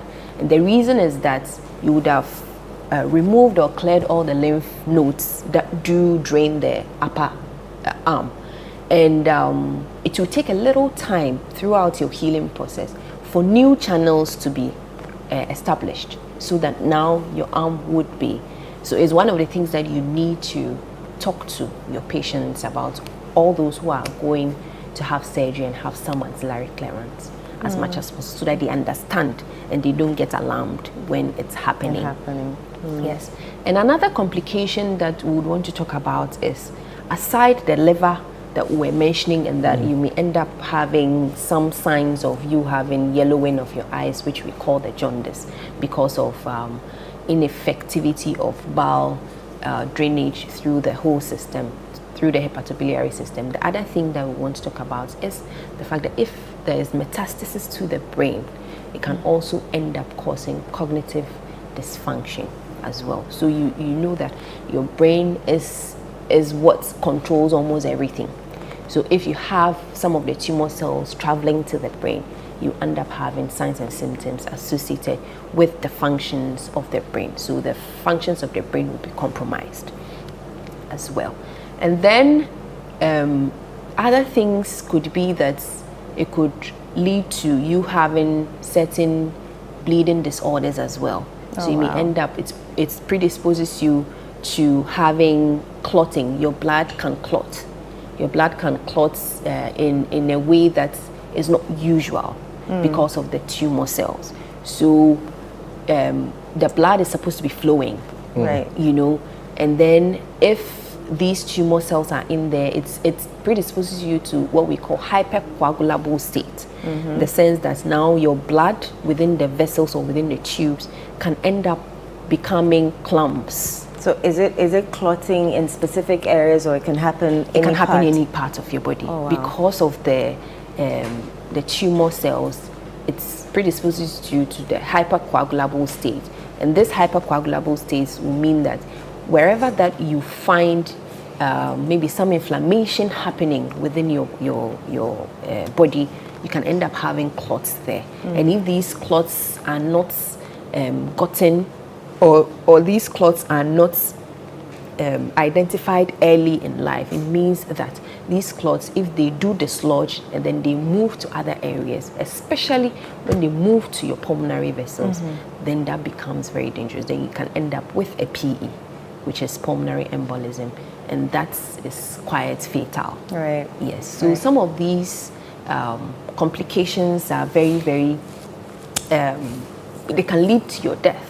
So it's important that once you are diagnosed, please make sure that you go through the processes and then the right treatment is given. Otherwise, some of these complications may happen if you do not have treatments that have been scheduled, done at the right times. And the other thing I would want to talk about is depression. I was about to say the psychological effects from when you're diagnosed to, you know, that whole process, treatment, and even after treatment. So depression and then anxieties. People are anxious. I've been diagnosed. I've been told that I need a mastectomy. I need to have this breast taken away. How am I going to be? How am I going to take it? How is my spouse going to take it? How is society going to see me? Do I become less of a woman? All of these are things that people tend to think through. And I'm happy that the diagnosis of cancer is a multidisciplinary approach where you have all stakeholders that would help you throughout the treatment present. So you have a psychologist on board who would speak to you at length to allay all your fears. So that if there are, at any point in time, if we think that you are getting depressed, you are given the right treatments. All your anxieties are spoken to, so that you are assured of the fact that once you have been diagnosed of breast cancer, it doesn't mean that it's a death sentence. Treatment is available, and the emphasis is early detection saves lives. And there are a lot of survivors who are out there who are even adding their voice. They have formed support groups. I mentioned it here the last time. And I think it's so effective because they help in talking to some of these patients, and then they are able to convince them to go through the treatments, because they know that they who are speaking to you have gone through, they have walked that path before. So it's possible that they would also get the needed attention and the needed cure that they do actually. Doc, there's a question here for you. Good morning. Please ask Dr. Adam whether one is at risk when they wear bras. I'm asking because some bras have metals in them, and there's a trend of these silicone bras. Are we safe? That's the okay. All right. So bras, from literature and from what we know, it has nothing to do with breast cancer, development of breast cancer. It has nothing to do, whether it's metallic. Some people even say that you putting money very close to your breast has no. So we don't have any documented literature or articles to state for sure that these have risk factors associated with you developing cancer. So it's a no. It's one of the myths actually that I have seen, that we are trying to make people aware of the fact that it's not true. That once you wear bra, some people say that the length of period that you wear your bra, yes, sometimes 24 hours wearing your bra for 24 hours, but I don't think any woman wears her bra for 24 hours unless maybe you are on duty and it's a 24-hour duty. Otherwise, definitely you would have to take them off at least for some 8 hours or even 4 hours, and that has nothing to do with development of breast cancer.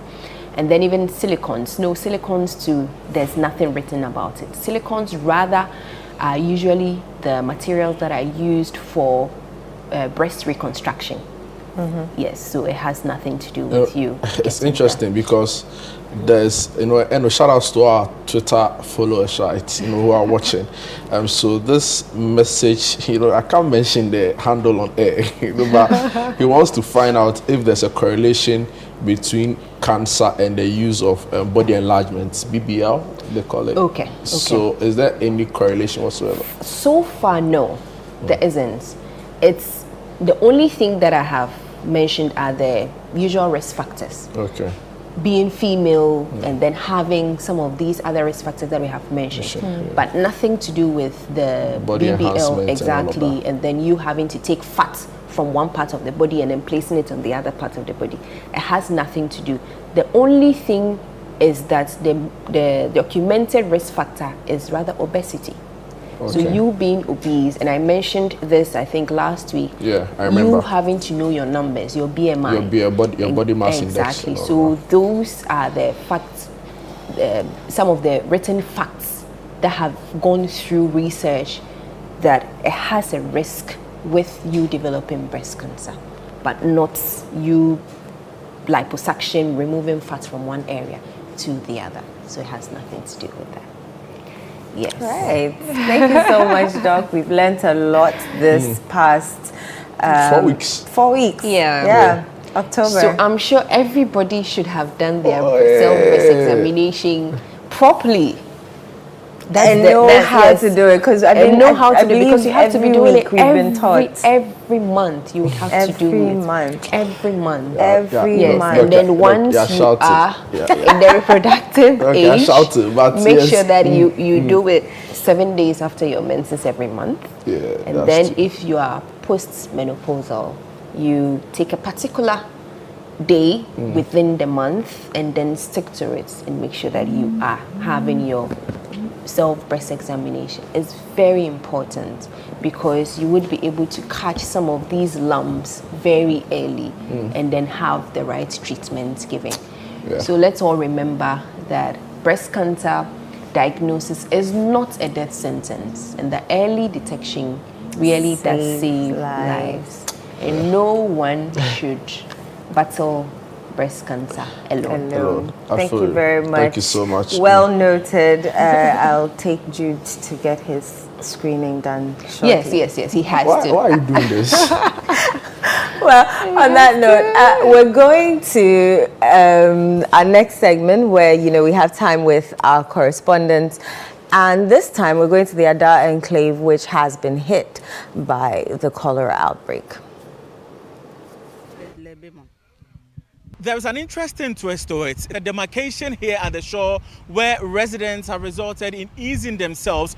To my left, I'm told it's reserved for men, and to my right for female. So I'm told that on a normal day you would come here to see persons in what you could possibly describe as a parade of them easing themselves here at the Wenya Sea side.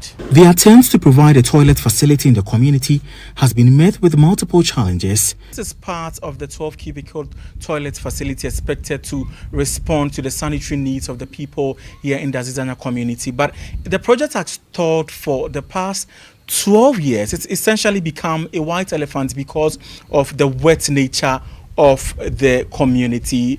The manhole, we are told, is filled with water because the land is really waterlogged. The situation is no different at Totope, a neighboring town of Azizanga, where residents depend largely on these springs for their domestic activities, including cooking without purification.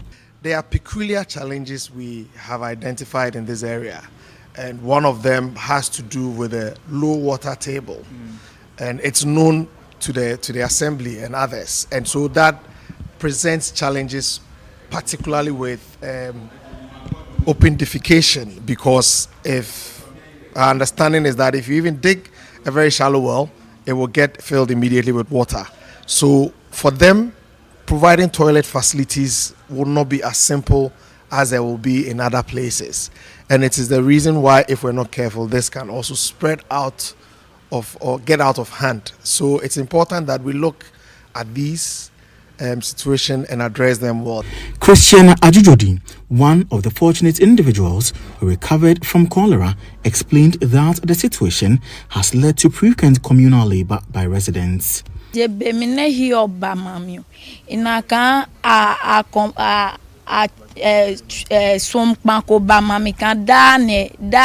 Friday ama che communal labor ngema kolobe mine acho communal labor ihe kama mbi mo fu akefo no kama hionge mamia wo kola fuala ajio ni ke ya wo manyala pio communal labor nge wo manya kole jiyem ke bua mi ke ha wo kan communal labor na ache ke ha wo epo wa hepiele aboke adrama mi hu ha wene yo ne pale se mami ke ha wo pio wa hia pio ngewa mami kom pio wa be toilet ko ngeko wa be he ko kom ne wa gba nge peji wonya le sa kan wa hia wa loko wa be hio na ne wa ma hio no ma gbo nge mam pio jan wa pe fali ke wonya ne wa ya ne wa gba wen sa kan wa na toilet nge wa mam loko ji wa keke hio no ma gbo nge mam ke ha wo.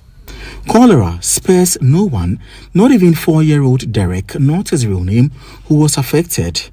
As part of measures to contain the spread, the Ghana Health Service and the Ada East and West District Assemblies have initiated measures to enforce safety directives at public gatherings through a joint task force. During COVID, we put in some of these measures. So, for example, instead of people sitting to have the buffet style eating, the recommendation was to pack.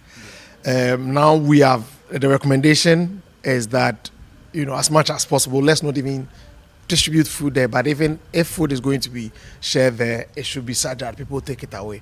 But the emphasis is more on the hand washing, and so the district assembly provides facilities for hand washing at these funerals. So at this meeting, for example, it's been agreed. So together with the police, the environmental health department of the assembly and the Ghana Health Service, they have task teams that will be going to the 3 major towns as they go through the weekend of funeral festivities to ensure that these hand washing facilities are available and people are using them so that we can reduce the risk of spread. Dr. Lai also called on relevant stakeholders to urgently address the sanitary crisis in Ada to keep the spread of the deadly disease. I want to also take advantage to ask for support, particularly from our international partners, to address the issues around access to water and sanitation facilities so that we can be able to deal with this outbreak. They say cleanliness is next to godliness, but residents in parts of Ada do not only need this as a path to heaven, but a means to survive on earth. The recent cholera outbreak has prompted the need to urgently address the insanitary condition in this enclave. For Channel 1 News, my name is Fauzu Masaudu. And Fauzi Masaudi joins us in studio so that we can discuss this report more. Fauzi, thanks for joining us. And welcome to Sunday Breakfast. Well, what do you mean by well? it's a pleasure to be here. Of course, yes. It's the first time, right? Who rejects a breakfast on a Sunday? Hey. Fauzi is my guy. And this is going to be fun because I'll have to restrain myself a lot. But he's one of our stars. He likes the show a lot. So it's interesting that we have him today. Yes. I hope you had an amazing week. Yes, so to speak. And it's a pleasure to come on a show that I've been watching religiously. Wow. The last time I told you that I never miss breakfast, the daily weekend edition, and Sunday breakfast. Wow. We're elated to have you. We're grateful. Yeah, elated to have you. We're So, grateful. except that what you're coming to talk about I is know. not so pleasant news. Absolutely, that's the twist to it. So you were in Adan on Friday, and Yes, Adan was yes. the whole. I think Adan West was the first place to have recorded a case of cholera, and it has escalated. To other districts. Describe the whole enclave for us with regards to whether they have toilets, whether they have water, potable water. So the thing is that you rightly mentioned, it started in Adan West, and then it's escalated to other parts of the Adan enclave. So now Adan East seems to be even have record more numbers. So Adan East has recorded 37 cases, and Adan West remains 6 with 2 fatalities. But there was a case also that was recorded in Bunkatamanso, and I think that we have not thrown much light on that case. And from the story that I found, I gathered that was more like a transported case. We understand the person was from Nigeria. So as part of the control measures that the Ghana Health Service is putting in place, they want to even engage at the ECOWAS level to see how they can also tackle the issue within the neighboring communities. But again, as you stated, I think that the media and any other person talking about this issue of cholera is so fixated really on the numbers without talking much about the root causes of all these things. This will be the third time I'm filing a report from Adan, and anytime I visit there, I learn something new about the realities of inequities that Ghana is facing. So, Azizania, for instance, is one of the epicenters of the cholera outbreak. For a community of over 1,000 people, they do not have a single toilet facility. Not even one. Not even one. This is worrying. They depend on very unsafe sources of water, so they have boreholes. Some of them are not even mechanized. They have uncovered wells, and they also those who have the well without depend on sachet water for their daily activities. The other parts of the communities that have access to water from the Ghana Water Limited, it's very expensive for obvious reasons, and this is a community with very high poverty rates and whatnot. So these really are the realities in the affected communities. When So I you think went, okay, go ahead. In your report, you made mention that they've resorted to open defecation yes. and And I think you saw in the report, I mentioned that it was a reality check, really, because just right at the time that we got to the shores, we saw some, two residents defecating, and they cannot be faulted so much because that's really the only alternative. And interestingly, there is a demarcation at the shore. So just like at the visiting the washroom, we have also they have stalls at the beach. for men and then women. So this just goes to tell you that they have come to terms with the realities. And in my report, you realize that I visited one. So for the past 12 years, one project that was constructed with the aim of addressing this challenge has stalled, and that's because they say the community is waterlogged. So even the manhole that they constructed is filled with water. So the project has stalled for the past 12 years. So we went inside, realized that it's in a deplorable state. The toilet bowls are broken and whatnot. So it's a problem that needs serious intervention. Wow. We know that cholera is exacerbated by sanitation or sanitary conditions, Absolutely. right? And very poor sanitary conditions. We also know that crowded urban spaces, when there's crowded urban space without proper planning. And making sure that the space is safe, right? You could also have instances of cholera. And also in the past, we've heard about how poor or unsafe drinking water could also lead. I quite recall in 2014 or 16, there were major cholera outbreaks in the country. And now, but in the aftermath of that, some work was done by the Ghana Health Service, so they sort of manage it. And now we are hearing about it again. And I think there was a story filed on Thursday on radio about the same as Azizania place, where they spoke to the health director or so. You know, you get a frustration in his comments. But still with you, Fauzu, just create for us a picture of the community visitor. You talk about the lack of public restrooms. Yes. For each reason now they have to resort to using the beaches and other places. What's the economic activity like in the area? What do the people there find themselves doing most? So it's predominantly a fishing and farming community, because I mean they are along the coast. And typical of most coastal areas, poverty rate is glaringly high. So I like that. Yeah, so you go and then, I mean, people are not even really, you know, educated, and I'm talking about formal education for obvious reasons, and settlements. And you know, that place is one of the places that was affected by the tidal waves. Yes, okay. And then so most of the people in the community actually are living in makeshift structures. Wow. Right. So it's a double whammy, if you ask me. They are dealing with the issue of were they poverty. affected by the spillage? Yeah, parts. Yeah, parts of Adan part of Adan was affected. Does it look like they've recovered from the devastating effect of it?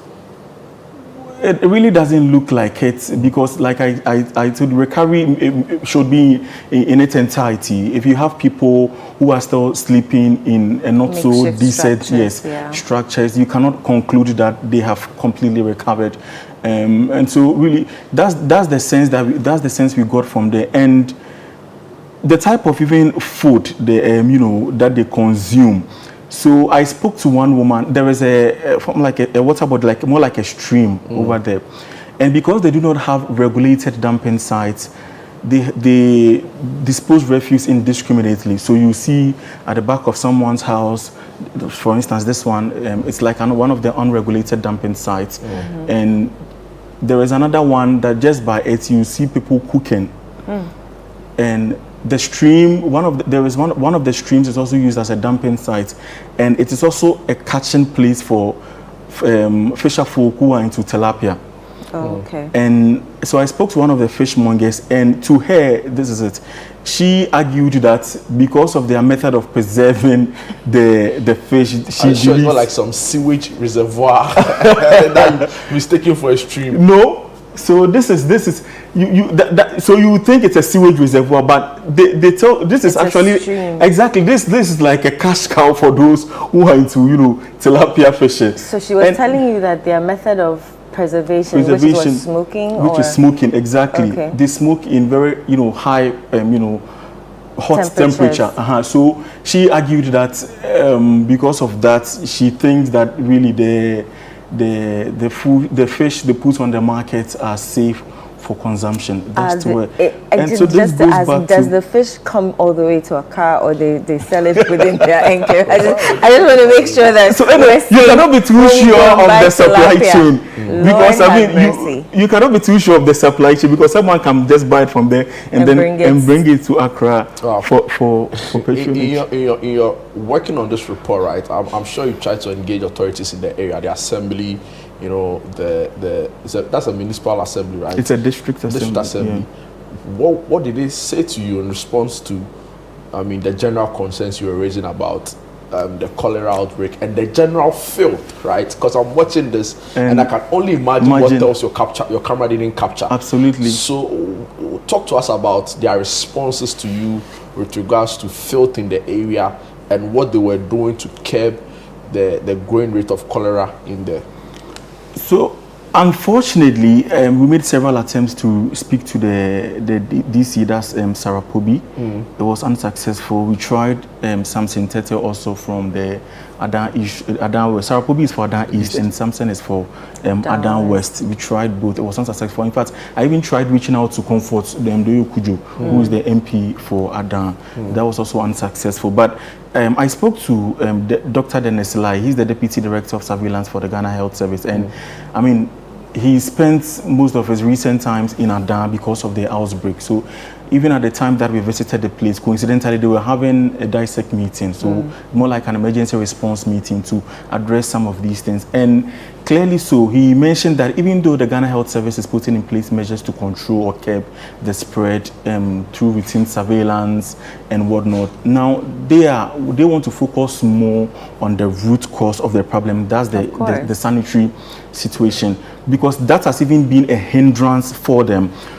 You go to a whole pharmacy and they do not even have a hand sanitizer.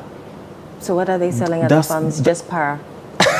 You can say that. They do not have a hand, and that's worrying. That means that their efforts in even trying to curb this outbreak is more like a wild goose chase, because if you don't have the most basic things you need in containing the spread, it means that it's all yield to zilch. I mean, they don't even have potable water. They don't have potable water, toilet, and their case is even more peculiar, because if a toilet facility project has stalled for the past 12 years because of the waterlogged nature of the area, it means that we need a more expedited effort. That's, from authorities in finding. It has to do with the topography, the nature of the land, and I'm very sure that if they're able to engage experts in such regard, they can find an effective solution in tackling this issue. The issue of Veronica Bakke, and yesterday they started a joint task force operation.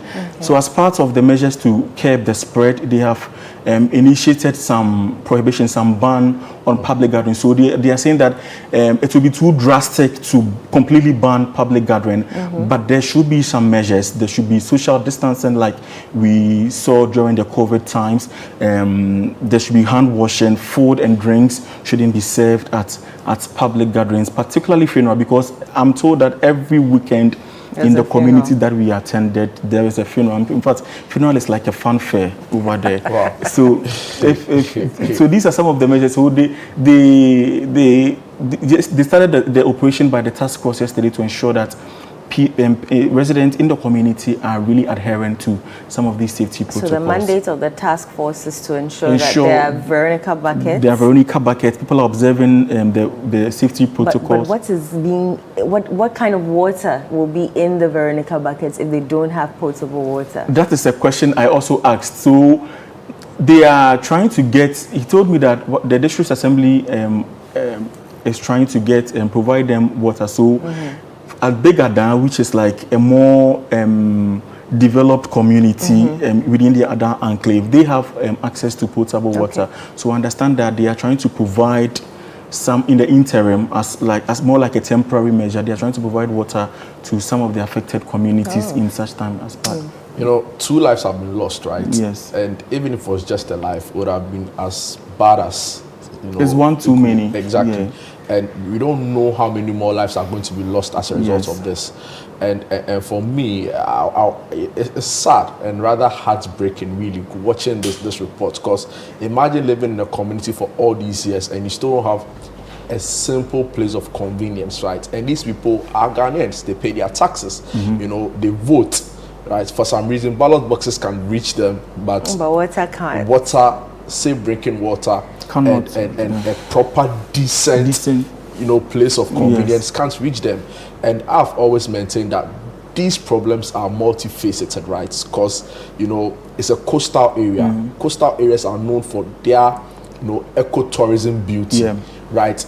We should the ministry of the tourism ministry should be interested in developing Adan because of the what we seek to gain, the viability of the place. But we've not seen that level of interest from the tourism ministry. The sanitation ministry, they need to be answering questions, right? The water, works and housing ministry, like Fauzu said, why are residents in the area still living in shacks and makeshift wooden structures? After all the devastation that they face. We know that communities in Adan East, Adan West were affected by the dam spillage, right? And the ministry promised that they were going to find decent shelters for these people. That hasn't been done. So tourism ministry, sanitation ministry, water, works and housing ministry, right? So it's multifaceted, and you expect that government will be taking these issues very seriously. But unfortunately, we don't see that. Let's talk about the 2 deaths. Do we know the ages of these people? So we visited the one in Adan East. We were not given a precise age, but it's within the 30s. So it's an adult. Yes, he's an adult actually, and we couldn't get to the other. We couldn't get an information on the second deceased person. So what else did the Ghana Health Service tell you?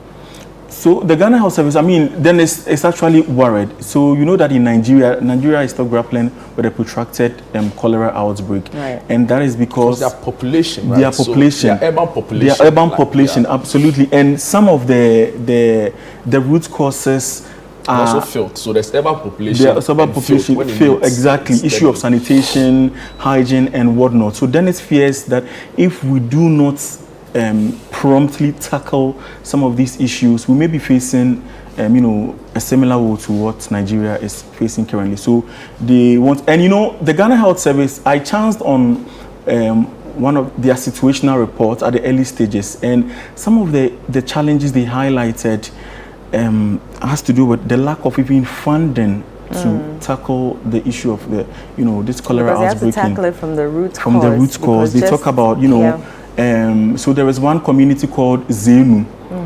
So as part of the measures to control the spread, they have created isolation centers at some of the public health facilities.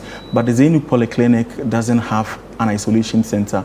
And it seems to be one of the places, one of the key treatment centers. But so they fear that if they get overwhelmed, it could get out of hand. And it comes back to the issue of funding. Again, issue of, proper hand washing materials, Veronica buckets and whatnot. All these things need to be tackled at the local level. So the district assemblies and whatnot should be tackling these things, but they also raise issues about funding. So it's really serious. Like I was saying, there's tourism ministry, sanitation ministry, waterworks and housing ministry. And also importantly, the health ministry, they need to come together and find a lasting solution. Well, Fauzi, thank you so much for this. Before we let Fauzi take leave of us, you asked the question, right? Yes. I've seen a lot of messages. He's been on the campaign trail. Actually. Yes, he's actually best suited for this question, actually. Because you've been I'm sensing mischief. You're on the NDC campaign trail. So that's actually one of the persons covering the former president and the country's main opposition leader. So we asked our viewers this morning what they make of crowd sizes at campaign events, right? And whether, in their view, it translates into votes or would translate into votes. So you've seen a lot of campaign events. You've been to quite a number of JM, John Mohammed's rallies and mini campaigns and all of that. What's like the crowd sizes like when you go there? Jude, I was here to talk about cholera. Well, so honest, you want me to be honest? Yes. So I think that it's both ways. It's symbiotic. So there is this thing in political communication called the bandwagon theory. Someone will see, an undecided voter will see a crowd and think that, oh no, everyone wants to join the winning team. So it counts. But if as a politician you are so fixated on the crowd, thinking that they would automatically translate into vote, you may have the biggest shock of your life. And we've seen that in this country, even elsewhere in Sir John said we should fear delegates. So I think that, and I have been following the NDC closely. I think that I like their strategy this time around, and this is my personal opinion. They have decentralized their strategy. So other than holding very mega rallies like we saw in the past elections, they are having stakeholder engagement. They are engaging with people. They are engaging with traditional authorities. So they are coming closer to the people other than holding mega rallies. And I think that everyone wants to feel important. And one thing I have observed throughout our tour is that John Mahama, during stakeholder engagement, he usually does more of listening than speaking. Right. So there are times that he will even say that he wants to have an in-camera session, no media. Do you get it? To have, an up close to one-on-one with them. So in your opinion, so this time around, the GM crowds appear smaller because of his approach. Because of his approach. But you don't think there's a correlation between crowd sizes and how the election will turn out for you? I cannot be too. You cannot be too sure about that. Interesting. Yeah. So, viewers, the ball really is in your court. Just tell us what you think about it. Have you been to any rally before? You can add that as well, and we'll be glad. Dude, in 2016, we saw what happened at Accra Sports Stadium. We saw the numbers NDC put see that campaign was and the icing on the cake, and the icing on the cake. Do you get it? And you go on to suffer the most humiliating defeat for a certain president. You know, in any election we've seen since our Fourth Republic. Absolutely. So you cannot be too sure. In America, during the race between Hillary and Trump, we saw the likes of Beyonce, Lady Gaga, and whatnot. They were all for Hillary. They turned out for Hillary. I'm with her. And you know, in America, you know how huge these celebrities have. In fact, they are demigod status. They are demigod status. And for you to have someone like Beyonce and Lady Gaga supporting you and still lose someone who said he came to talk about cholera. You see the passion. See the passion. Dude, let's go. You cannot be really too sure about the numbers. I like the angle it brings of 2016 because see, Charlie Shatta will go on the stage and drop Mahama paper. They thought he had won the election. Everybody was singing. Mahama paper was like an anthem. Everyone, but Charlie Uncle Siaga, it was a smoke screen. Wow. Oh God, wow. You know, it's always so exciting to have your colleagues in studio. He shared his opinion. We also want to hear from you. Quite a number of your messages have come in. Very briefly, this one says, our problem in Ghana now is ordinary food. Tell the government the hardship inflicted on us is enough. Very soon, they'll know their smoothness level. Okay, didn't add your name. This one from Hamza in Tamale says, good morning. I think crowd size matter. If your candidate is not attractive, no one will care to come out. DMB, that's Dr. Mahmoud Baumia, has the love upon all the struggles. JDM should better wake up because after his defeat, no one will sacrifice his future to fight for him. NDC have relaxed too much, and they think it's just either a win for them by hook or crook. Hamza from Tamale sent that one. Good morning, Channel 1 TV. This is Derek from Kwewu. Please remember that children and Jehovah's Witnesses people also attend campaigns. Also, there are people who attend all campaigns in their area, no matter the party involved. So I don't believe that the crowd has a strong correlation which translates into vote. And that one is from Derek, who is doing the watching in Kwewu. Shout outs to all the people in Kwewu. And we were supposed to go to Kwewu to eat jollof, but we didn't go. We have to go. Derek will come and visit you. Wow. Akoto Gameli, who is in Infansiman Girls watching the show, says, he's talking to our, sent a message in reference to our earlier conversation with Pastor Cephas Haywood Amati. He says the pastor has failed and must be jailed for allowing a 16-year-old son to kill innocent people. What does he think he was doing? What did he think he was doing when he gave the car to the boy? Was it for fun?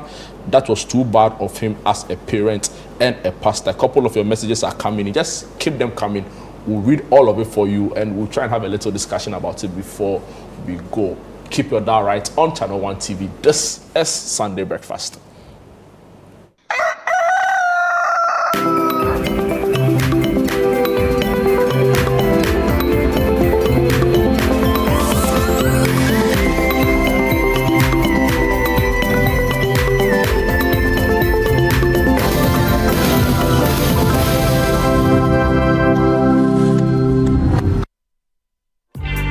They are the trailblazers, the pioneers, the unsung heroines who break barriers and set new standards. Hello there, welcome to The Woman in You with me, Zoe Abubeidoado. Now, this is a show that celebrates the extraordinary resilience, strength, and leadership of women everywhere. From the pioneers in enterprise, politics, and health, their stories are our stories. I was very satisfied with doing something very little.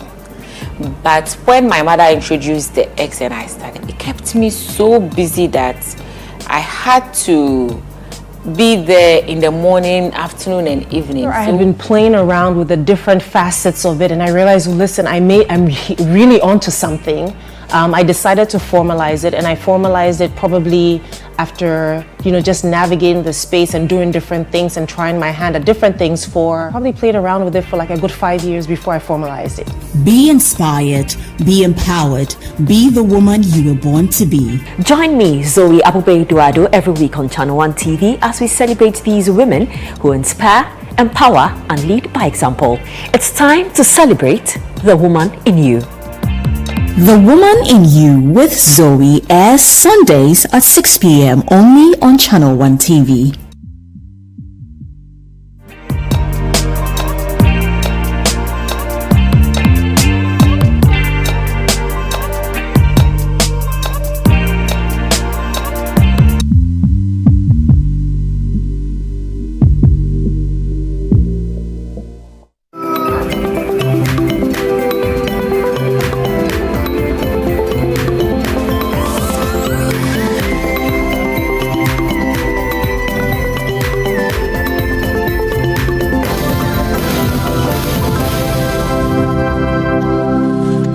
You're welcome back. This is Sunday Breakfast on Channel 1 TV with me, Safo, and Jude, Mensah, Duncan. We're going to talk nutrition in a bit, but I saw some Twitter messages, and let me just read through. So, Free the Citizens, Jude, on our question, he says that Jude, we were somewhere last week where the hashtag lying one, I don't know who that is, was visiting in the Volta region. We witnessed free fuel for all motorbikes, carrying party flags, and in campaign T-shirts. Cash rush at another site. People will see their smoothness level on election to be fair, day. I don't know who the lying one is. Who the lying one is. You know, so, if you want to send a message, let's be more. Anyway, so we're talking today about cooking methods and cancer.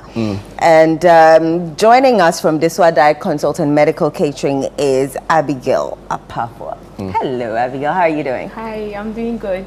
You're great? Good. Yes, please, I'm fine. We've taken you away from church. Yes. Well, you're good. So we're talking about cooking methods and cancer. Yes, please. How do those two correlate? Oh, okay. So I would like to start by saying that nutrition or food is the cornerstone of every human existence. So as humans, as we are, we all eat. Yes, you can never live or you can never survive without eating. Yes. And so then we know that good nutrition actually helps us in preventing certain diseases like cardiovascular diseases, cancer, and as well some metabolic diseases. Yes. So when we talk about cancer, it's proliferation of cells. When we say proliferation of cells, we mean that nature has made our bodies in such a way that our bodies are made up of cells.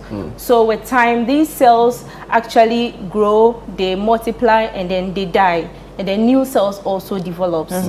But some way, somehow, sometimes nature can be very funny, or sometimes an abnormal way of these cells can develop. They multiply, and then they cause what we call tumors in our body that lead to what we call the cancer.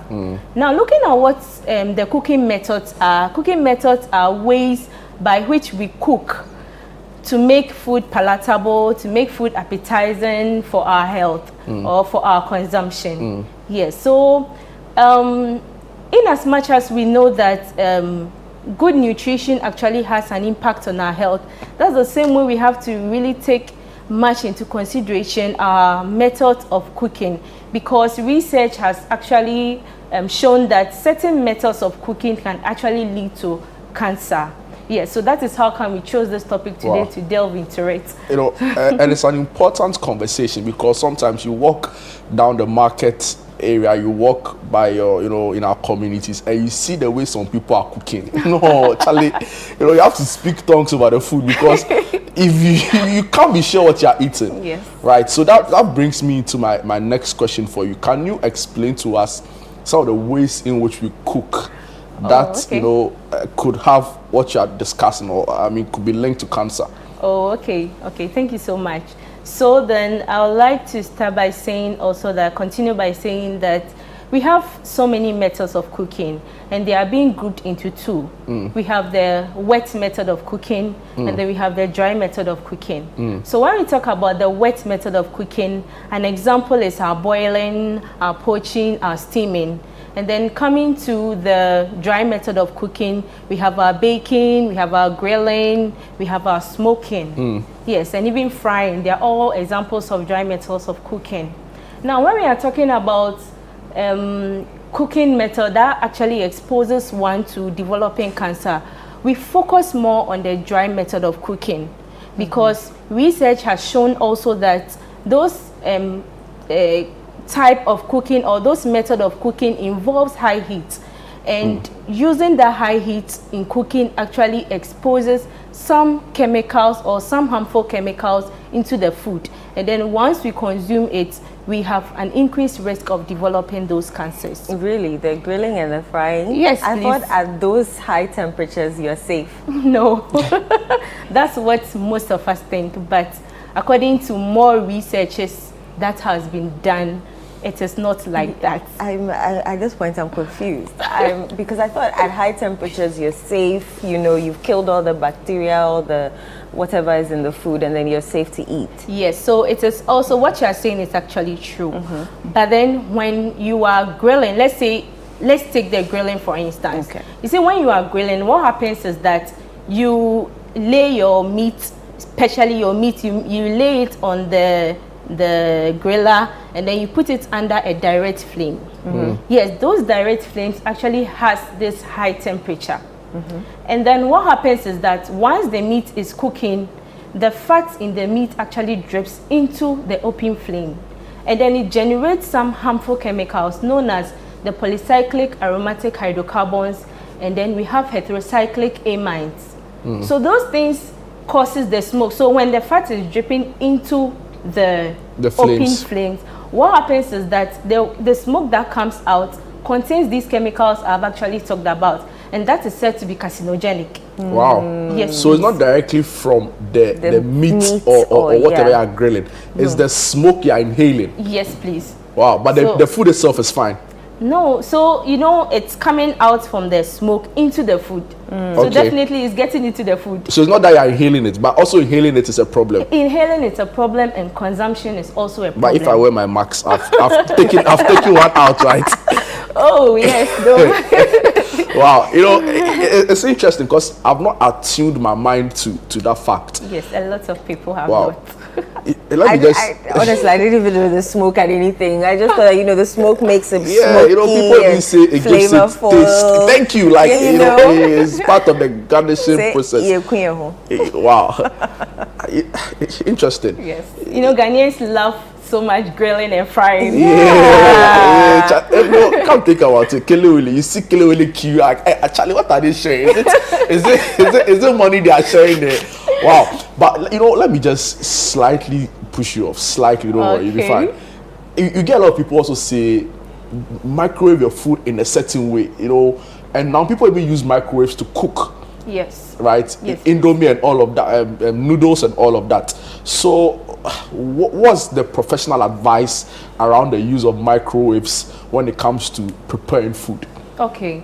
So the microwaving, and then it's also part of the method of cooking, and I can put it at the dry method of cooking. So what happens is that we have temperatures, different types of temperature. You know, the boiling point of water is 100 degrees. So, and then when you're frying too, you can use a temperature of 170 degrees. When you're baking, you can use the temperature. So it depends on the temperature. So when you talk about microwave cooking, actually has a temperature of more than 200 degrees, which is considered high, even though it is not the very best way to cook. Yes, but comparing microwaving cooking or air frying cooking to that of the grilling I talked about, the microwaving cooking is better because it has lesser temperature compared to the grilling I'm talking about. Yes.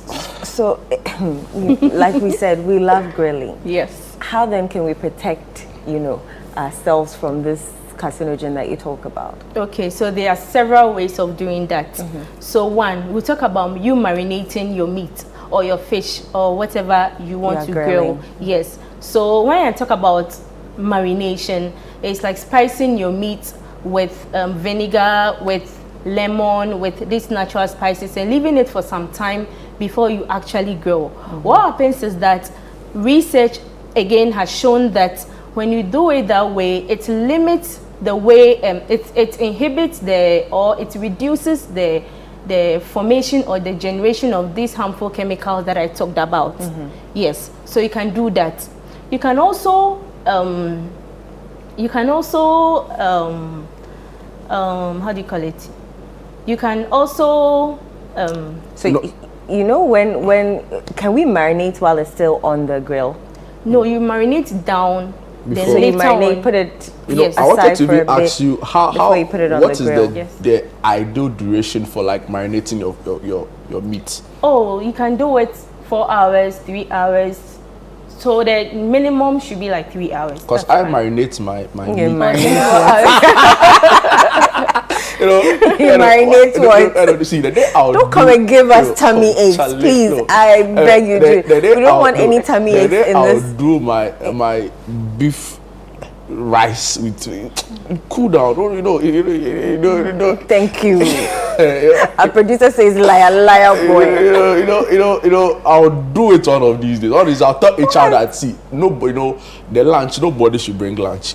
Cook. I'm coming to cook for because you want to give us because I running want to taste my magic. So thank you for the tip on how I can marinate my meat. Yes, I'll pay attention. When we have a cooking competition again, you'll be the chief I cook was the newsroom. one giving technical advice. To whom? I did not see you in the kitchen.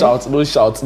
Cool down, don't shout. But I was doing it behind the scenes. But I did not see you in the kitchen the whole period where we did that competition. On the WhatsApp page. I was giving the advice on the WhatsApp page. Abigail, you said, when we put the meat on the fire, yes, sometimes we brush it off with oil, yes, which will definitely cause the smooth to come. But that what you know how to do it. They know how to do it. Dip the thing and then put a bit of it on the meat. You're saying we shouldn't do that. Yes. So is it after we marinate and we put it on the grill? That's it? We shouldn't put anything else on it? No, you shouldn't put anything on it. So the second way you can actually reduce that is also by trying as much as possible to trim the fat from your meat. Yeah, fatty foods are nice, but that's what is actually causing so many things. Those cardiovascular diseases and all, they are all coming from the consumption or excessive consumption of fatty foods. Okay, I like that. Excessive consumption. So once in a while. Yes, once in a while. Oh, you can breach that one once in a while. Once in a while. Where once in a while means every other day. Once in a while, every other day. Yes. Wow. What would you say the most important takeaways for those who are listening, right? You've said so many things, and some of them resonate a lot with me, right? If for nothing at all, now I know that when I'm doing my, my stick and things, I have to, when I'm doing my meat, I have to marinate it for some time. Yeah. So thank you. But what you say, it's that very important thing that we should all be mindful of from this discussion. Oh yes. So we should all be mindful of our cooking methods. Yes, and we should try as much as possible to go the healthier ways. Then the healthier ways has to do with the wet method of cooking that I talked about. So more of boiling, more of steaming, more of stewing compared to the frying, compared to the grilling, compared to the baking and all. And then you can also, you cannot prevent you from saying, you cannot just stop or halt baking, you cannot grilling, yes, but you should minimize it a bit, and then also you should also try as much as possible to keep it on the low. Okay, another thing is when you are baking or when you are grilling, you can actually use a low temperature in that you can reduce the rate at which these dangerous or these harmful chemicals that I talked about getting the food into it.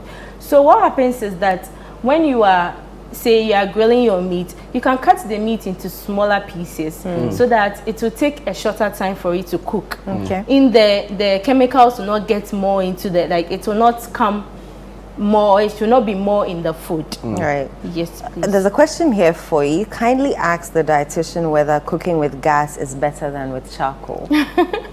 Oh, cooking with gas and charcoal, there's no problem with any of them. I don't think so. Yes, I don't think so. The MPA people disagree with you, but for me personally, I haven't done much or more research into that. But for what I know, thank you so much for your time. You know, I honestly, it's been short, it's been brief, but it's been very concise, right? With a proper focal message. Be mindful of how you cook your food, because you might think you're eating to gain some nutrients, but you'll be eating to worsen, you know, the state of your health. Yes. Right? I have learned, so I didn't even know the smoke could contribute to it. Yeah. I thought the smoke was making the things smoky and taste nice and all of that. We've learned a lot. So, you know, Abby, the next time I do my meat grilling and chicken grill, I invite you. Yes, please. So that you come and assess whether I'm doing it the proper way. Please do. Yeah, thank you so much. So you're also with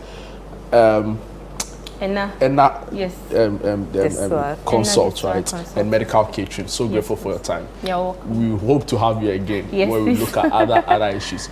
So viewers, that's all time our time would allow us for a really important, educative and really insightful conversation into how to cook and how to do it properly, right? Last week, Enna was in studio and she took us through, you know, how to guard against the use of rubber, right, and plastics in our catering, in our cooking, which she said, in fact, is causing a lot of health complications for people. And this week or today, Abigail Pafo is also with Enna Consult, helping us through how to cook and cook appropriately, right? We'll take a quick break, but the big question out there is your take really on election crowds and whether or not they impact turnouts or outcomes in elections. This is Sunday Breakfast. We'll be back.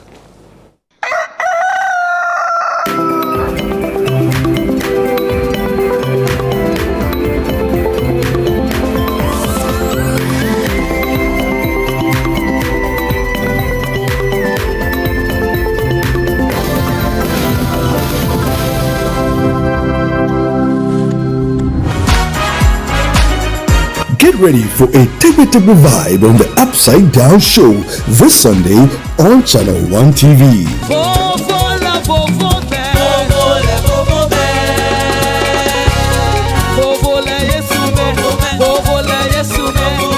Our guest, Bethel Revival Choir, a renowned Ghanaian contemporary gospel choir from the Global Evangelical Church, Trinity Parish, will create an uplifting atmosphere of worship and praise.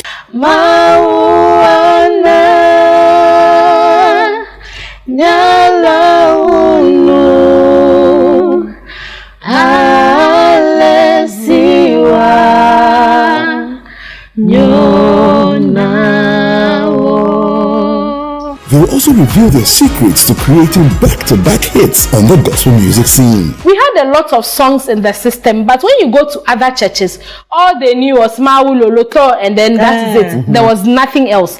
So there was a gap in the system, and we needed to fill that gap. To crown it all, they'll lead Frema Eduname and Anatifo Boateng in a dance class featuring their classic Agbaja gospel medley.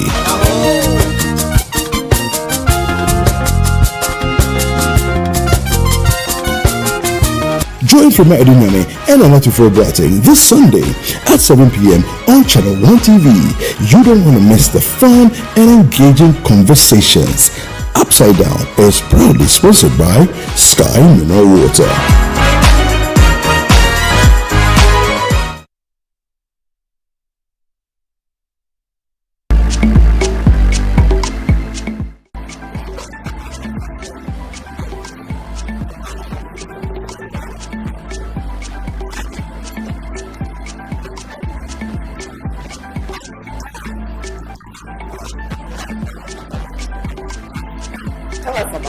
Okay.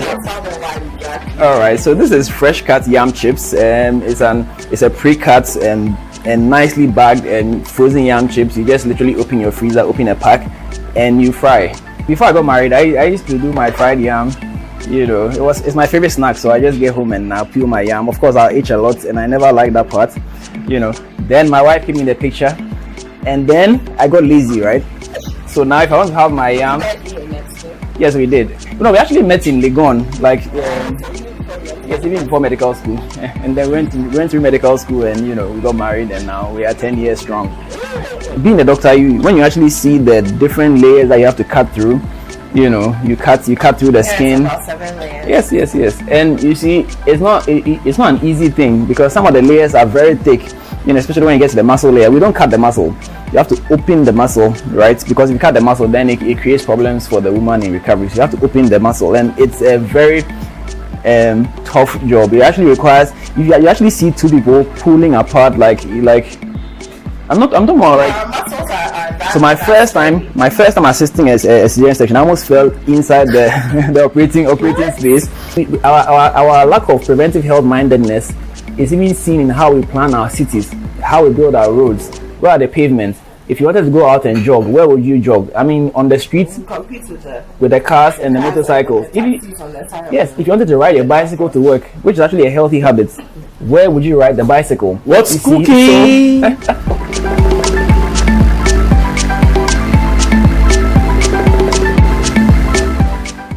What's Cooking is brought to you by Tasty Tom and Rich Tomato Mix. Over Kakra, Nayibibre. Kivo Pepper.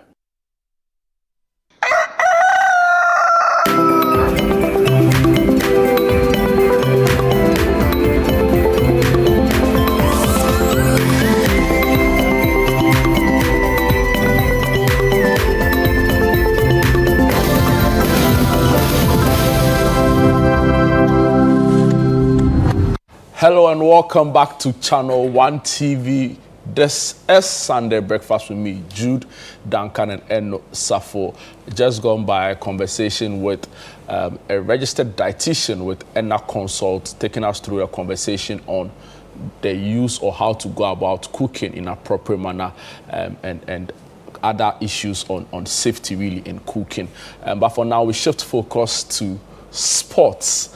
And you know that the Madrid fans are shaking. You know, they are a pupu. Oh, Charlie, the guy will say a pupu. We'll delve into that very shortly. But I know quite a number of messages have come in. Just very briefly, if you could read some of them. I have one here from Siba. I hope I got the name right. Yeah. I think the crowd matters only if it is organic due to the appeal of the candidate. Majority of the voting populace know who they're voting for and nothing can change their minds. Another one here from Mansour Abudiasi. Crowd has Emmanuel some effect. from Mansour Abudiasi. Yes, Emmanuel from Mansour Abudiasi. The crowd has some effect on election, but it's not 100%. Some people just come out to see the person for the first time, and through the message that the person gives, it could lead to change of mind. So the opposition party should wake up, because nobody will sacrifice his or her life for any political party in this era. Just very briefly, I want your just a minute of your thoughts really on this. I've already mentioned that, the crowd doesn't really make a difference. Some people, like he said, we just want to come and see the candidate for the first time. Oh, there's another one here, Jude. It says, I'm Maurice Duncan. How's your surname? Watching you live from Bogatanga. Hello, Twinny. How do you guys say it? He's saying we're doing a great job. He's my twinny or what? No, they did it. Wait, is Morris, he says what?